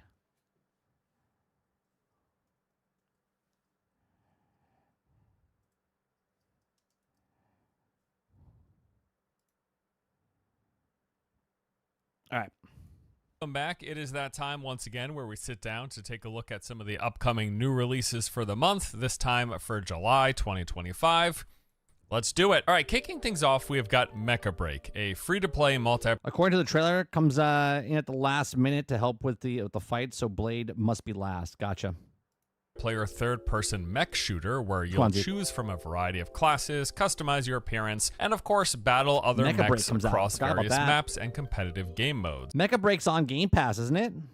As for those modes, looks like there are three main types. There's a rather straightforward 3 vs 3 deathmatch where 2 teams of 3 duke it out to rack up kills. There's also the 6 vs 6 kind of hero shooter mode where the 2 sides compete over various objectives like capture the point or move the payload. And then what I am probably most interested in is this PvPvE extraction mode. This takes place on a 200 square kilometer island archipelago where you drop in, search around for mods, fight off PvE mechs, bosses, and of course other players, all while trying to survive. Another extraction. And extract with your goodies. This mode apparently can be queued for solo or in groups of up to 3. There's a bunch of different class and customization. Like, seriously? Really?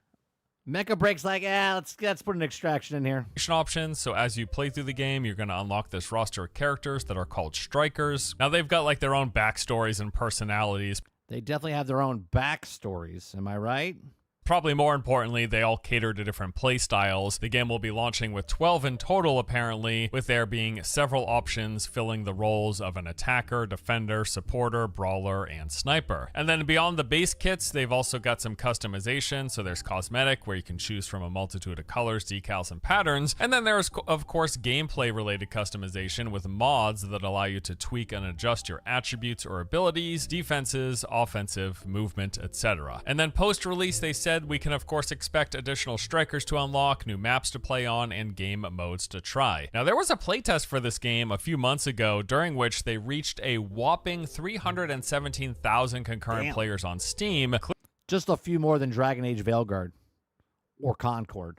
Clearly there's a lot of interest in this game, so I'm definitely going to at least give it a look. Obviously though, my most immediate concern, given the fact that this is a free-to-play mech game, and mech games are notorious for having loads of power customization via the different mech parts, in this case mods, will the monetization play into any of that? I'm Yes, it will. going to assume there's a high probability. In fact, from a quick bit of research, it looks like the game does have loot boxes that reward mods, which doesn't sound great. Either way, I will give it a look myself and form my own impression from playing the game. Mecha Break will be launching on July 2nd, coming to PC, PlayStation, and Xbox. Before we continue with the list, let's get a quick word from the sponsor of today's video. Today's video is sponsored by MU Immortal. This is an open-world RPG developed by KingNet with all the nostalgia of the 2003 original classic MU Online, but now brought back for mobile devices. You'll explore this medieval fantasy I love how the trailers never look like the game. world while building a roster of characters, completing quests, discovering secrets, battling bosses, and collecting loot. The game features competitive multiplayer modes with 1v1 duels and 3 vs 3 tournaments. There are leaderboards where you compete to become the Dark Star Overlord, and a massive roster of characters and loot for you to collect. Recently, they added a brand new class, the Dark Lord, that comes with all of its own unique skills and abilities, including over-the-top master skills. I think that's a little ridiculous. Look at all the loot that dropped and the colors they are. skills, it's got its own mounts, equipment, and even special wings. If you're interested in learning more and checking out MU Immortal for yourself, you can use the link in the video description below. Be sure to use code FORCE777 to get a bunch of special freebies. Alrighty, back into the list. Next up, we have got Wildgate, a competitive PvP Wildgate seems like a fun game as well. This is that PvP spaceship game. multiplayer shooter set in space. I played a bunch of this game earlier in the year and genuinely thought it was pretty fantastic. Like, minus a few concerns, I had a lot of fun and was rather impressed overall. Now, on the surface, Wildgate does look rather similar to Jump Ship, another space game that I covered earlier in the year. However, they are quite different, beyond sharing some similar themes and a few mechanics. One's PvE and one's PvP. At the core, Jump Ship is a cooperative PvE game, whereas Wildgate is a competitive team-based PvP game. So you start off by assembling a crew of 4 players, selecting from a roster of Almost looks like Concord characters. unique characters, each fitting different playstyles with their own perks and skills, and you are then matched into a lobby against 4 other crews of 4 players each. You are then launched out into space, or rather one large zone that is full of different points of interest to explore and loot to collect, where the 5 teams will be competing in a fight to the death. Now, one thing that really stood out to me while playing this game was some seriously impressive That actually might have worked, Altern. Doing what Wildgate did, but in the Concord universe? fast-paced first-person gunplay. Initially, you will be using this while exploring the different points of interest, taking on a variety of PvE enemies, and completing events that reward weapons along with upgrades. It's interesting because you're flying a ship, you can board other people's ships, you're trying to get loot from different asteroids and different things, you're battling each other, you're battling off the ship, on the ship, with the ships, you know what I mean? For your team's ship, and this is a main driving factor in the game, as the better the upgrades for your ship, the stronger you will be when it comes Is this a free-to-play game, or is this a $40 game? time to fight, which oftentimes doesn't take all that long, because at the same time as you're going around clearing points of interest and completing objectives to get these upgrades, the 4 other teams in your lobby are doing the exact same thing, and when you inevitably run into each other, the game is full-blown PvP, so you can expect a fight to ensue. Now, this will entail ship-to-ship combat, where you'll be blasting your cannons to take down the enemy's shields and damage their hull, but also you'll be getting into direct FPS combat with other players. So what I like about this is if you blow up their ship, then they're gone. They're not coming back 5 seconds later to fight you again, are they?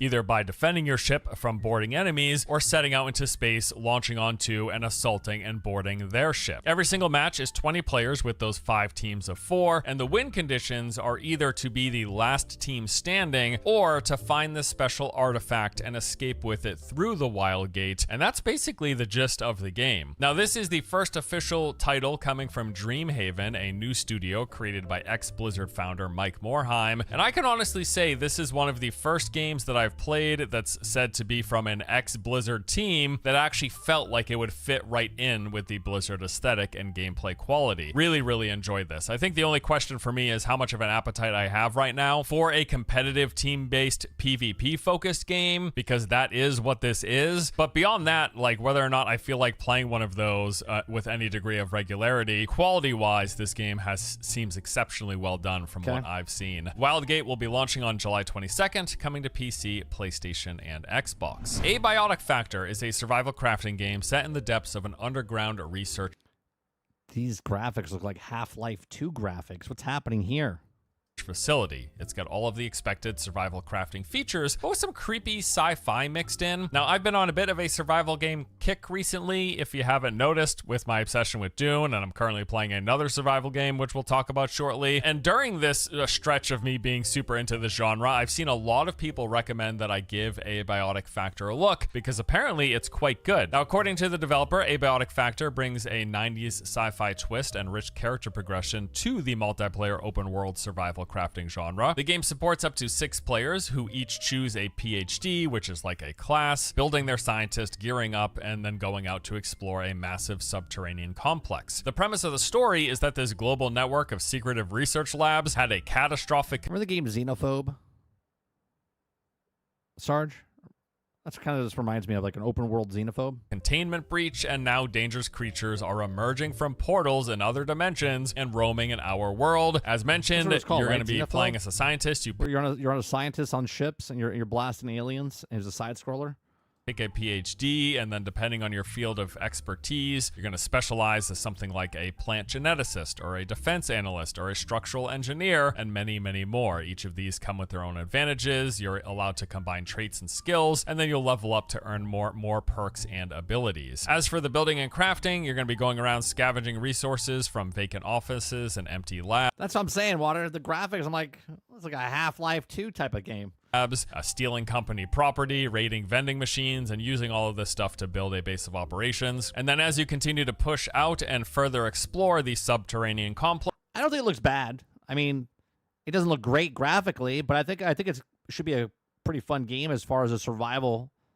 you can pack up your belongings and move them across the facility using hand carts and forklifts, SUVs, and teleporters. Honestly, this looks really neat, and like I've said, I have heard great things. The game has been in early access since last year, and people seem to really enjoy it, currently sitting at an overwhelmingly positive 95% score on Steam. That is mighty impressive. Count me in. I am checking Gameplay is king. You know? this out. Abiotic Factor is getting its 1.0 release on July 22nd. I will definitely be diving in. Next on our list is Grounded 2. Yes, another survival We're gonna play a shit out of this when it comes out at the end of this month. game and the sequel to 2022's Grounded. So I played the original briefly, and I recall enjoying my time. I think I basically got through the main story quest and more or less called it a day after that. I'm definitely interested though in seeing where they take things, because yeah, I remember Like, see, I would rather play this than the other game we just watched, right? That's just me though.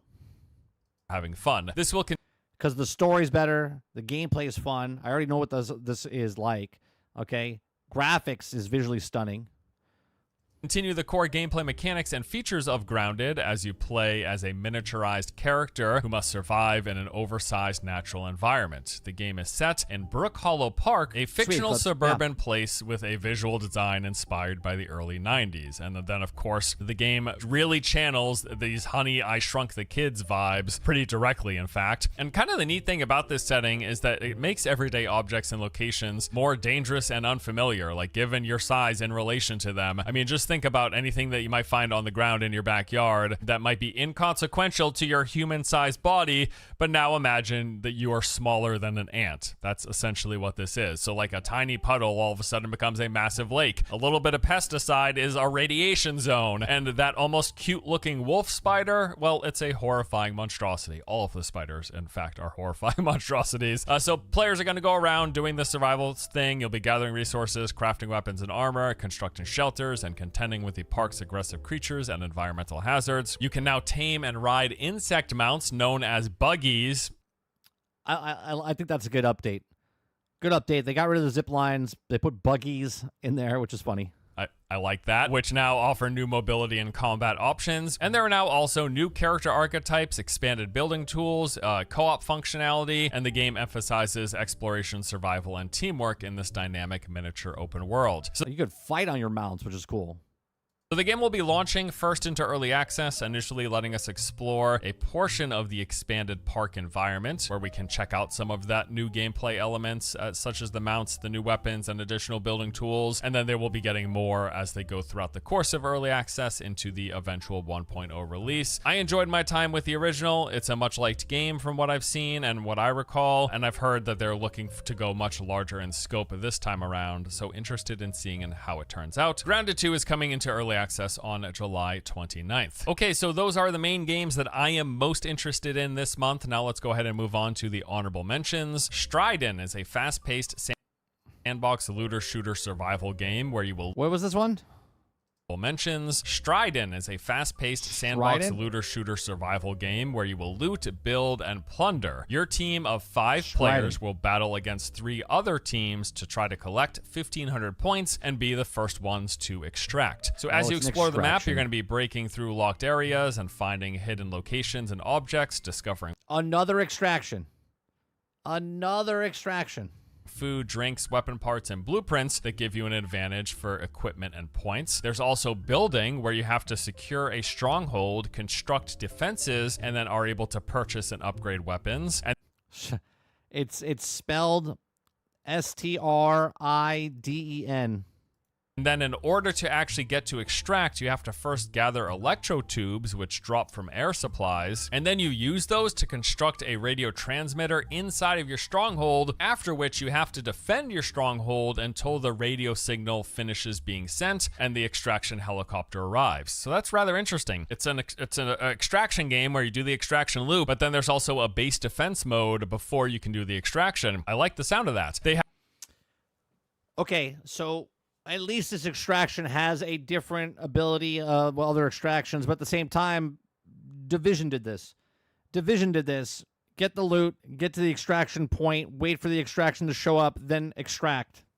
You have 5 distinct roles to choose from, right? I mean, each with its own. There's a base defending here, but the only thing Division didn't do is you have to defend the base. You have to defend yourself while you're extracting. That's what all extractions do. Specific equipment. There is assault, engineer, medic, scout, and support, and a wide range of weapons from World War I, World War II, the Cold War, and Scandinavian arms, each which can be customized and improved. This honestly looks neat. I like extraction games, though it is a rather tough genre to break into. In recent years, it's really seemed like Arc Raiders has been one of the only ones to gain any real online buzz. We will see, though. Strident will be launching on July 11th for PC. Tony Hawk's Pro Skater returns again, now with a remake of 3 and 4, so everything people loved about the originals is back, revamped with more. Well, not everything. They don't have the career mode. Skaters, new parks, gnarlier tricks, banging music, plus a whole lot more. They've got cross-platform. I haven't heard anything about it, Sarge. Is it good? Is it bad? Online multiplayer for up to 8 skaters in new and returning modes. You'll drop into new parks or tear it up across some of the originals. They have expanded both Isn't that crazy? The way the graphics looked back then and what they look like now, in my head, this is the way it looked. Parks, but this is the way it was right here. Some of the originals. Right? That looked like this. They have expanded in my head, but of course, obviously, now it looks like that. Both create a skater and create a park modes. That park creation was always a lot of fun from what I recall. And they've introduced more challenging goals with an enhanced New Game Plus. A little bit of a trip down memory lane here. Looks like it'll be some fun. Tony Hawk's Pro Skater 3 and 4 is out on July 11th for PC, PlayStation, Xbox, and Switch. Stronghold Crusader is back as well. Stronghold Crusader. With a definitive edition launching this month, and from what I've heard, this is basically like Age of Empires, but with more of a focus on castle sieging and tons of units, tons of mission types, campaigns, and... Man, back in the day, I played a crap ton of these types of games. Crap ton. Enemies and more. Now, as for features in this definitive edition, they've got new units with unique attributes, strengths, and abilities, along with support of up to 10,000 units in a single game. Skirmish mode with 4 all-new adversaries employing unique castles and tactics. Saying that, I'm also not playing that now. 2 new historical campaigns, a new co-op trail where you'll play together against the AI in Skirmish or go head-to-head with 8 players online. There are also now leaderboards for mission completion times where you can compete against your friends and people across the world. There are new battlefields with larger map sizes, new multiplayer maps, and workshop support for custom scenarios, along with remastered visuals and music, as well as new recordings from the original game's actors. Stronghold Crusader Definitive Edition, it will be coming to PC on July 15th. Wu Chang Fallen Feathers is a Souls-like action RPG set in a land plagued with warring factions and a mysterious illness spawning monstrous creatures. You'll be playing as the pirate Bai Wu Chang, wielding multiple weapons to take on the game's many threats. This will be interesting to see what happens, at least on Xbox, because this comes out on Xbox and it's on Game Pass this month. And then next month, Black Myth Wukong comes out on Xbox. So I wonder if this gets a big following on Game Pass with this. Obviously, it'll help Wukong out next month. In fact, there are 25 unique weapons, each offering a distinct combat style spread across 5 weapon types or classes. They can be used as either a primary or secondary weapon. But if this doesn't sell or being played because of Game Pass, well, that doesn't look good then for Black Myth. There's also 40 spells, which can be assigned to 4 spell slots. These can be integrated into weapon combos, or you can go for a more spell-focused build. The game's got the expected action combat defensive options with dodging, blocking, and parrying, with the latter two depending on the type of weapon you've got equipped. And there's also this neat system where you can become affected by madness, which is What happened, Water? Cutting the grass after working out, got stung by something, caught an upper body cramp, almost died. Oh, Jesus. When you repeatedly die or kill humans. This is going to make it so that you deal as well as take more damage, and then if you die with this buff, a demon appears in the area where you died, which is like a shadow version of yourself using all of your weapons, spells, and items. Kind of neat. Some other game features include a non-linear progression with a world map that's made up of interconnected areas. It's got altars that act as checkpoints and fast travel locations. There are NPCs who can be interacted with and provide side quests, and the story has multiple endings influenced by your decisions and what is done in said quest. Wu-Chang Fallen Feathers launches on July 23rd for PC, PlayStation, and Xbox. Like almost 1 month before Wuhong. Killing Floor 3 is the next installment in the action horror series that dates back to 2009. This first-person shooter puts you in the boots of a Nightfall specialist joining forces with up to 5 teammates to battle waves of zombies, earn currency, unlock skills, build an arsenal, and then go at it again. They say that every enemy has been redesigned and returned with smarter AI, making them faster, deadlier, and more strategic. You've got flamethrowers to shotguns to katanas with an expansive arsenal at your disposal. You'll be able to customize your loadout with hundreds of mods, gadgets, and skills to choose from, dropping into a variety of treacherous hot zones where you'll have to contain the further spread of an outbreak. You know, I really liked the first game, the sequel less so, but the first one was a blast. As for this third installment, they say it's more of the same, supposedly improved. However, from some of the early playtest, the feedback that I got wasn't looking great. Heard that it had really bad performance, the enemies were unresponsive to any actions, shooting, stabbing. It doesn't look that good. I know people look at that and say, what are you talking about? It looks great. It just doesn't appeal to me. It just looks like a generic, another game like this. There's just no responsiveness whatsoever. There was also apparently a ton of server lag, and just the whole thing evidently felt really unpolished. Hopefully these things have been improved on. We will find out soon enough. Killing Floor 3 is set to release on July 24th. And then lastly, there are a couple of beta tests that I wanted to tell you about. Vault Breakers is a top-down extraction game. What is this called? Vault Breakers? Vault Breakers, okay. With MOBA-like combat. I played this already and thought it was pretty fun, although it could use a little more depth from what I recall. And it could use a solo mode, which was one of my...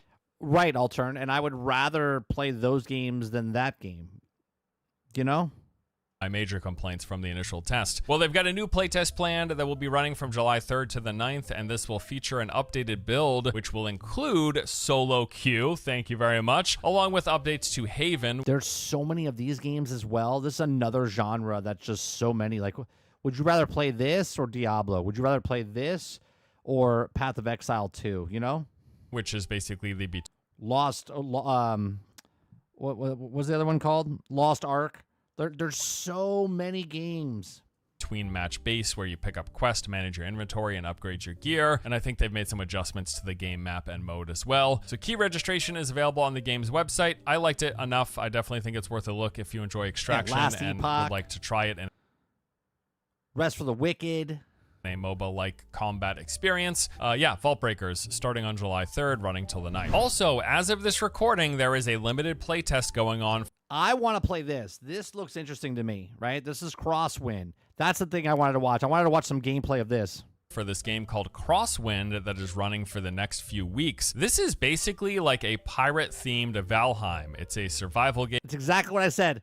It's exactly what I said. I said it's Valheim with pirates. Game open world with proc-gen environments, different biomes, all sorts of PvE enemies. They've got PvP stuff, there's ship combat, and just the whole... It's like New World, but maybe better. pirate theming on top of the survival crafting framework. Now, so far I played for a couple of days and have been having a really good time. It's just yet another survival game to add to my list. I'm expecting to actually make a video later in the week, which will go into a bit more detail about the game. But yeah, I mean, I've had a fun time so far. If you would like to check this out, you can basically register directly on the game's Steam page. They've been slowly sending out invites, adding more and more players over time. Next couple of weeks, I believe. 3 or 4 weeks, I think they said the playtest will be running. All right, well, decent looking month here. I'm hoping to spend time with basically every game at the top of the list. I want to play Mecha Break. I'd like to spend some time with Wildgate again. Definitely want to check out Abiotic Factor, and we'll be giving Grounded 2 a try. I'd also be happy to spend some more time with Vault Breakers, and as mentioned, I am currently playing Crosswind. Stay tuned for a video probably in the next coming few days here. But that does it for today. As always with these lists, if there's anything that I missed that you think is worth keeping an eye on, let me know in the comment section. I'll have to watch somebody else. Link in the description down below for Force Gaming. We like watching his stuff because he just gives a lot of good information and whatnot. So hit that like button. Let me see if I can find a Crosswind video, because there's no show tomorrow. Crosswind, that's the trailer. Pirate Survival, that's the trailer. I want a review. That's 2 months ago, 20 hours ago. Let's see here. 4 days ago. Hey Ratbags, it's Jade today. Take all right, let me listen to him real fast. another look at Crosswind. This is a brand new survival. Okay, we'll watch him. Let me put his information in the description down below.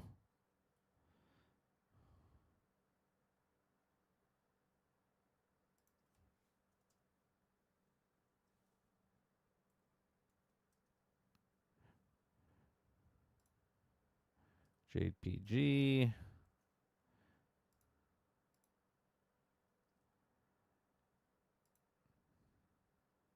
All right, so let's watch this. This is a content creator called JPG. He's got 196,000 subscribers, so he's been on the platform quite a bit, making some videos.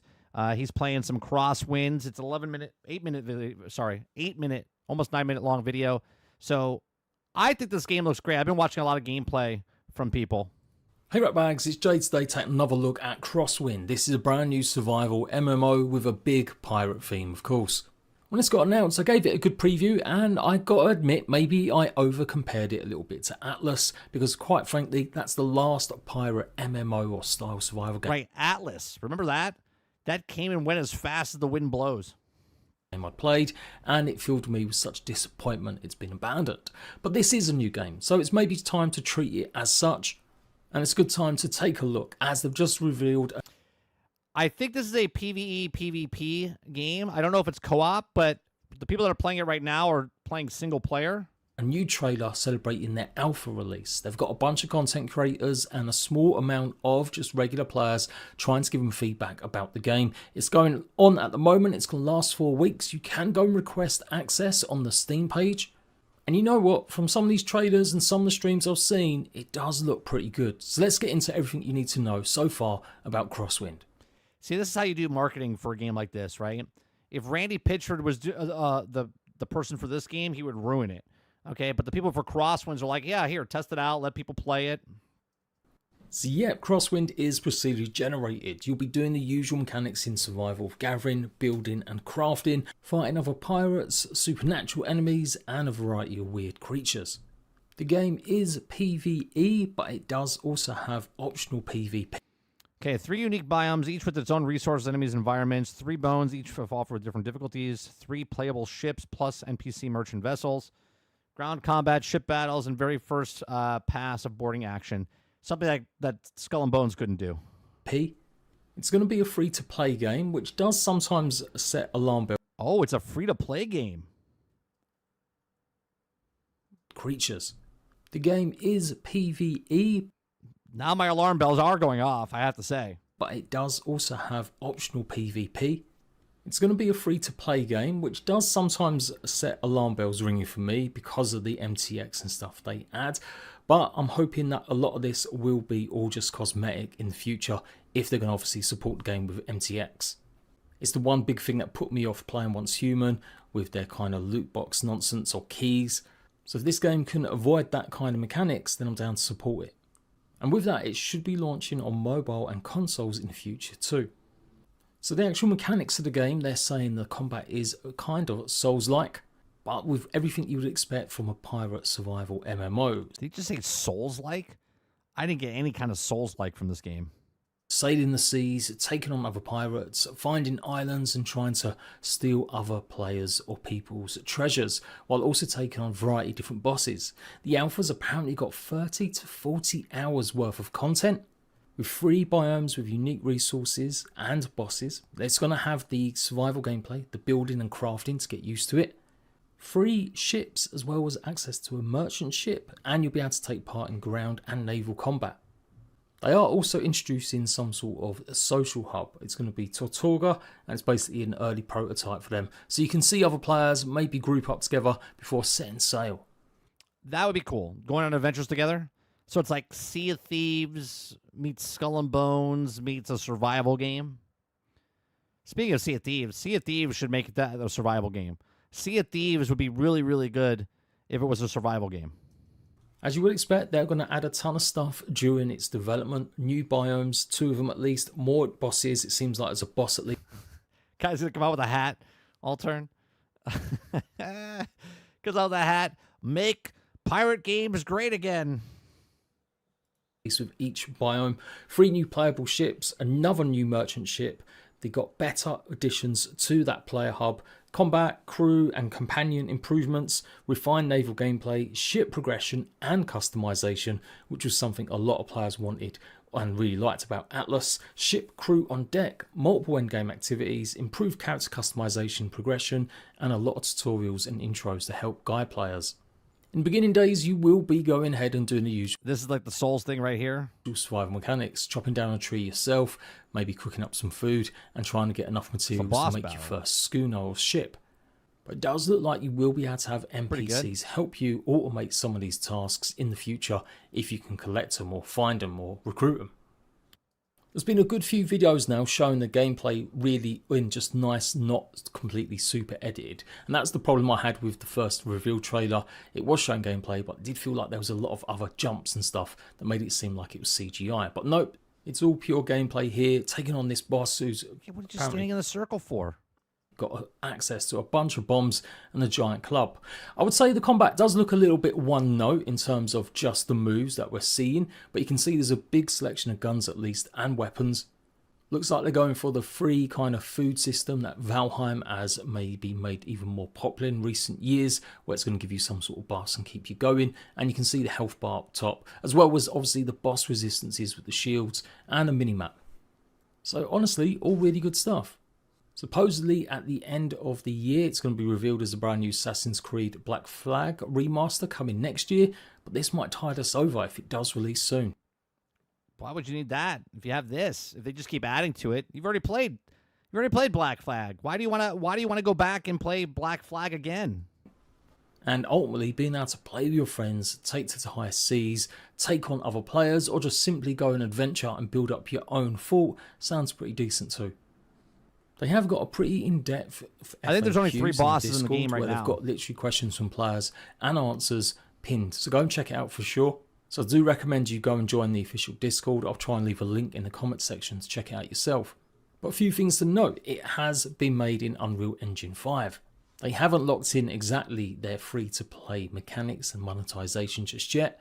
But I definitely want to add multiple story arcs around the base game, expanding the world, and seemingly adding maybe, like I spoke about earlier, vanity and convenience customization options without affecting gameplay balance. That sounds pretty good to me. So in terms of PvE, they're saying you'll have your own world in story mode where you'll fully control the progress, equipment and buildings. They understand it's frustrating to lose everything to PvP encounters, so this means you'll have a safe space. So basically, you'll have your own world where your friends can join you, a bunch of different islands and archipelagos. Okay, that's cool. To go and explore and take part in story kind of content. But then there'll be shared zones with PvE and PvP activities, and you can just decide what you want to do. So it sounds pretty good. You can keep your own home world completely private. You can invite some of your friends, and then when you're ready, go and step out to take part in more PvE activities, maybe bigger attempts at different bosses or getting certain treasures from different zones and islands, or opt in to go and check out the PvP zones. So with the alpha, I think it is a case of going to Tortuga to meet other players, maybe make some trades with some NPCs, challenge other players to a duel, although that looks like something they're going to add in the future. And of course, yeah, like I said, other PvP zones on land as well as at sea. It's a hard balance to get right. Dune Awakening have had that problem. Literally only a few weeks after launching, I've now started to cater more to PvE players, even though a big focus of the lead up to the game was about getting resources in the end game. And the only way you was meant to do that really without lots more grind was taking part in the PvP areas. I actually think games like this should be PvP, not always on. I like the idea of having zones. I think the PvP, obviously I don't mind the PvP. It's when the whole thing's PvP and people just want to shit on you the entire time. If there's zones that are PvP and PvE and you opt in, I think that's fine. But yeah, the idea that you would just play this without ever trying to take on other players seems a bit odd. It's a pirate game. You're meant to go and raid and fight other pirates and steal treasures. Earlier, they are going to have... Imagine a pirate game where you can board other people's ships. Have unlockable NPCs, but they're also mixing up a little bit in how you basically progress. They're not having a traditional XP system. Instead, you'll have the option to let an NPC crew help manage your base, craft items, gather resources, but if you want to do everything yourself, you can. Progression will tie into global activities such as raids, faction conflicts and side quests, allowing for multiple paths of advancement. You'll be able to go and ahead and upgrade your ships that add more speed, maneuverability, durability, firepower and cargo capacity and stuff. But your also crew will be able to be upgraded with unique skills, given equipment and specializations. I need to point out, although it's kind of influenced by Dark Souls with the combat, building they are mechanics are trying to pretty make good. it accessible. With a big focus on melee combat rather than maybe just ranged, so about 70% of ground combat will be melee. Waterbird says has more potential than Skull and Bones, that's for sure. Imagine a small independent game being a quadruple A game studio. Boss fights as you've seen from these clips, but mini bosses and a lot more raid mechanics maybe, with decent scaling. I mean, that all sounds pretty too good to be true. Obviously this is just the alpha and maybe some of this stuff isn't going to be there straight away or necessarily. And for players worried the survival mechanics won't be that deep, well, they are trying to make it streamlined. It's going to be more like Valheim maybe than something like Long Dark or maybe more hardcore. And it does seem like they're really going to lean into the NPCs helping you out, gather things like water and materials and help you craft stuff. So hopefully it won't be a pain in the butt having to drink and eat every 2 seconds. It's a survival game. The whole point of a survival game is to make other things that last longer for your health to go down. You know what I mean? It's a survival game. Pretty good. I'm going to obviously have to try and apply for the alpha so I can take part myself. There are... Like if I eat an apple, maybe it goes down faster. You know what I mean? Or it doesn't give you enough food back. Right? Like the different things you eat or cook give you better benefits. Right? There are a few other things going on in this kind of genre of MMO survival. Obviously, Once Human still getting updates. Dune Awakening really popular at the moment, and Light of Materium, Horizon Forbidden West basically rip off. So good time to be a fan of games like these. It sounds promising. I'm going to give it a fair shot and I'll let you know my opinion, and hopefully if I like it enough I might add it to the main content for a while. So let me know what you think. So there you go. Give it a like.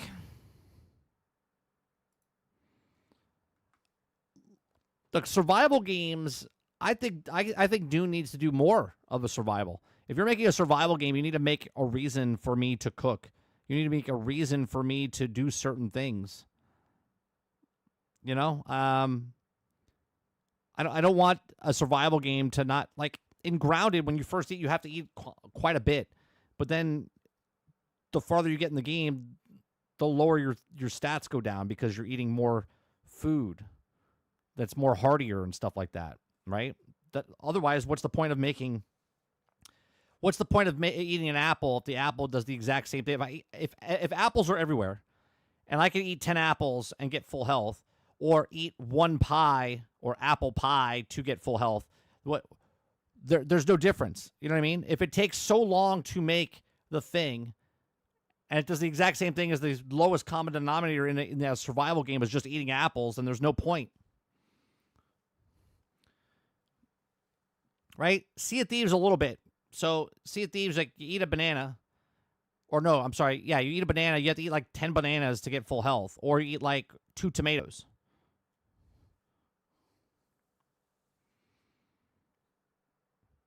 Once Human is getting updated and on now, on mobile. Before it was starving.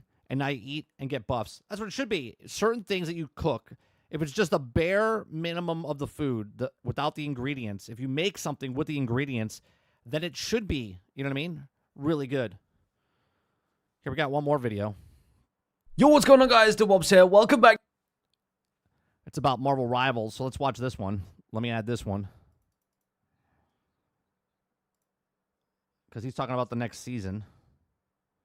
We've watched him a couple times.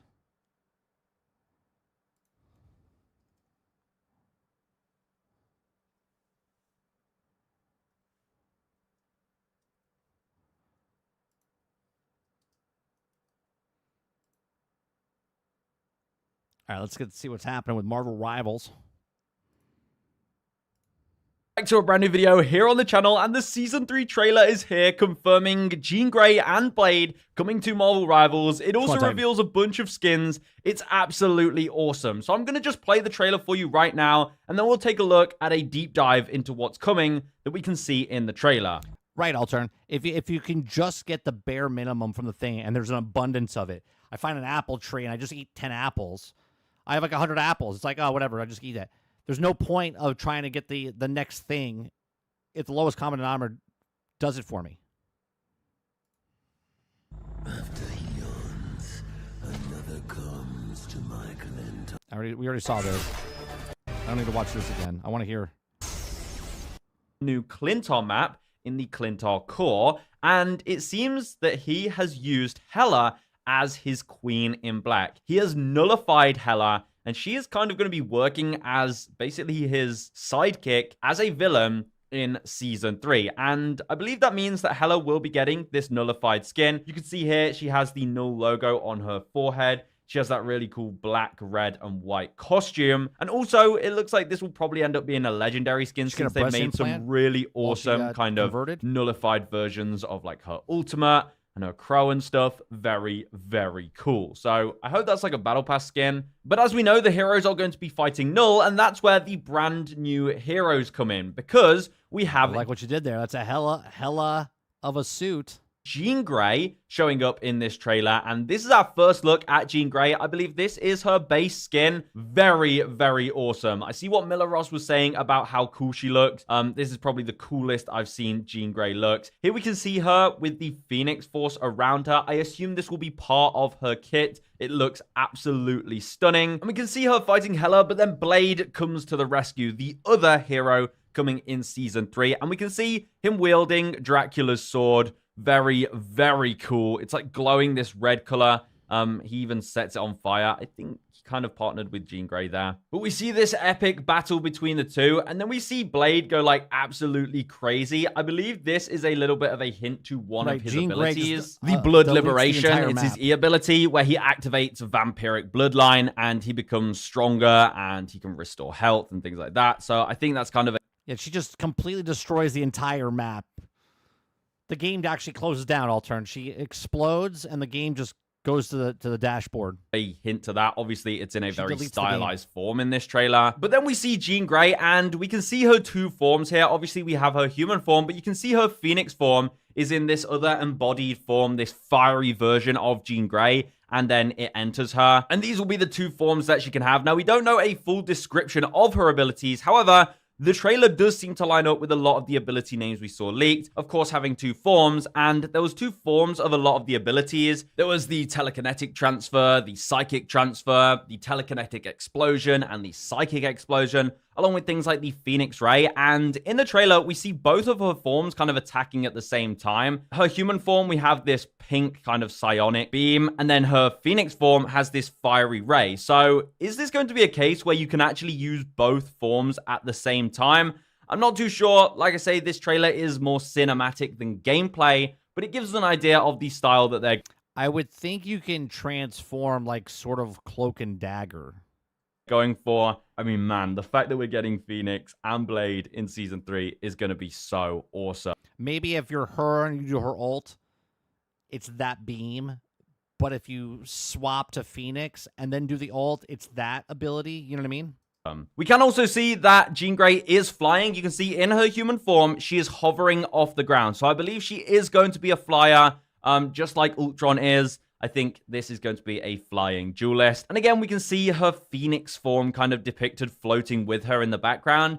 So I feel like this will kind of be like following her, and you can do like secondary attacks with it. But then for certain abilities, like maybe her ult, you know, it will join and combine with her to create the giant Phoenix that will deal devastating amounts of damage. We can also see Blade here. Now, I'm not sure if this is Blade's, you know, skin for Season 3. I feel like this is a Blade skin, and his base model that we've seen throughout is his base skin. But this is a really cool Season 3 skin. We can also see here, Hela throw this little Venom null symbol. I believe this is a sneak peek at a potential new emoji coming in Season 3. They've obviously recently released those emojis that you can throw out in-game, and this looks a lot like that's going to be one for Season 3 that will be part of the Battle Pass, so definitely get ready for that. We can also see at the very end where Blade starts attacking Hela. He slashes with his sword, and it makes all of these red kind of lines everywhere. I think this could actually be indicative of his ultimate ability, because the description of his ultimate was that he builds up strength for a short period and then quickly unsheaths his sword and charges forward while releasing powerful chops and leaving Dracula's sword frantically chopping the area behind you. So basically he does Wolverine's barrage. So yeah, I mean, I think that is a little bit of a look at that. Obviously, again, in a cinematic form. And then we get to see what Null looks like in Season 3. The villain, I believe he will be on the core map that we get in. I don't know why they haven't put the villains in yet. Like Doom, Dracula, you know what I mean? Like, make these characters playable as well. In the second half of the season, after the Celestial remains. And yeah, he looks very, very creepy in game. Then on the end screen, we get a look at more of the upcoming skins. And I didn't even notice that was Wolverine because it was being blocked earlier. That's a cool Wolverine skin. I mean, this will make a lot of people happy. So we're going to be getting Venomized and Phoenix Force skins in Season 3. They're waiting and here for on the a left, PvE let's type of talk about thing. the first one. We're finally getting the Symbiote Jeff skin in Season 3. It's finally happening. He got his team up with Venom, and it was about time he got the Symbiote skin. Now, they've gone for this obviously Venomized black and white look with the giant Venom white eyes and the sharp teeth, but they've also paired it with this kind of light blue minty kind of color, which I think looks kind of cute, obviously with Jeff being a shark and his water abilities. It suits him very, very well. It's probably part of the Battle Pass since it's in this image right here. We're also going to be getting more Phoenix Force skins. Of course, we recently got the Phoenix Force Moon Knight skin, and now we're going to be getting a Phoenix Force Magic skin. Very, very cool. I hope Wolverine this changes her abilities. Like, when she pops her ult, it's like a fiery ultimate. I think that would just look absolutely insane. And you can see the Phoenix logo on her chest as well. It looks like she might have, like, flaming hair. That's pretty badass. And also, a fiery Phoenix Force Wolverine skin has been confirmed for Season 3. You can see his fiery claws. Again, I hope so many of these are legendary. Even Blade's, like, costume looks pretty cool. They look so much better if they had special effects like fiery, primary attacks. But once again, he has this kind of gold and red armor with the Phoenix Force logo on his chest. Very, very cool. We get another look as well at that nullified Hela skin. I don't know if any other heroes will get the nullified skins, but the Hela one has this cool red cape as well with the null swirly logo on. That'll probably be the last one in the Battle Pass, cool right? Skin. From the leaks as well, I believe we're also going to be getting a Venomized Storm skin, since we got voice lines for that, and also a Venomized Rocket Raccoon skin. That'd be cool. If that's in the game, that's cool for Rocket. I'm sure there'll be plenty of others as well, as these skins just look so cool. And you can see again, we have Jean Grey in the top there. I believe this means Jean Grey will be the first hero. I feel like it makes the most sense. She's right in the center of the artwork, and we can see her two forms, the Phoenix there on the right and Jean Grey on the Yeah, but they show Blade as well. So is Blade coming at the end of the season? left. So there is the Season 3 trailer. Now, we don't know all the info Or are they releasing another character during the season? on all the updates. I feel like that information is going to be coming out very, very soon. So let me know in the comments all the changes you'd like to see coming in Season 3, and hopefully all your questions get answered. Maybe in the next few hours. I feel like they're going to go heavy with all the promo today and tomorrow. We also did get some confirmation that the Jean Grey voice actress will be portrayed by Crystal Lee, a very well-established voice actress, so welcome to Marvel Rivals. Jean Grey is going to be freaking awesome. So I'll see you guys in the next one, like I said, and that's it from me. Goodbye. Yeah, the graphics, the art style is amazing for this game. Absolutely amazing.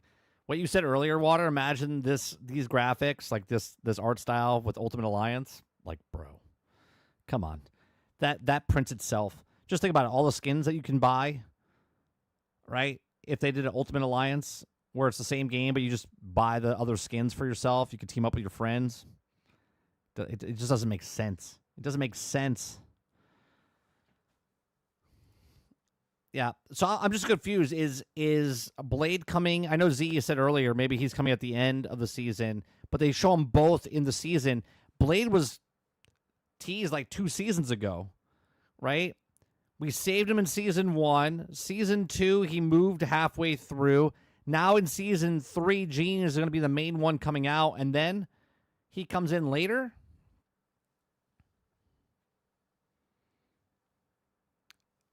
Maybe they do more. Maybe they're doing 2 a month. That'd be crazy.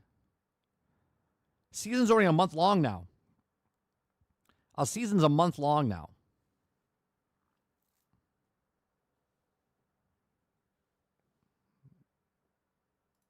They shortened it like a lot.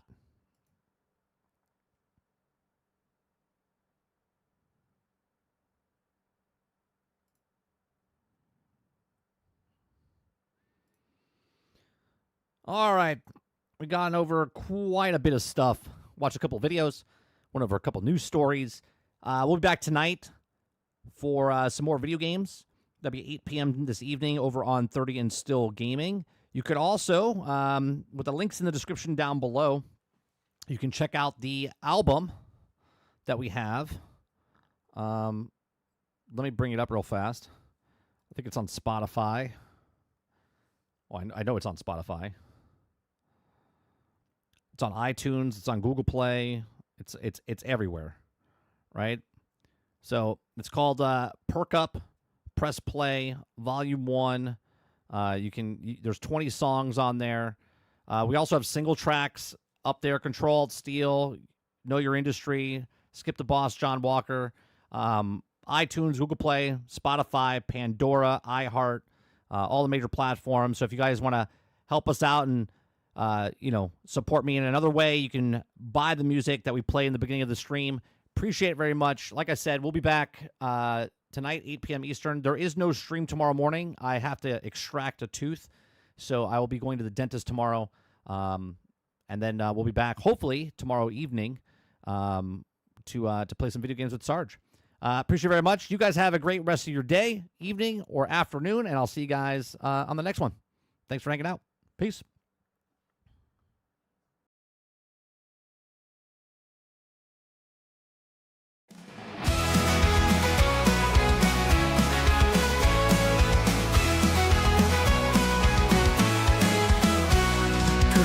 Sunshine, rise and shine. The daily grind is here on time with gaming news and fun galore. We'll chat and entertain once more. The coffee's hot, the mic is on. Jump in the chat, let's have some fun. From pixels small to stories grand, we bring the magic to your hand. We're nitty tuned in daily, don't you miss entertainment in bliss. From new releases, tips and tricks, the daily grind, your morning fix. Controller ready, headset too. We've got the updates just for you. From late night streams to morning plays, we cover gaming all the ways. Controller ready, headset too. We've got the updates just for you. From late night streams to morning plays, we cover gaming all the ways. Laughs and news, our winning blend, the show with you, our dearest friend. Comments rolling, chats alive, the daily grind.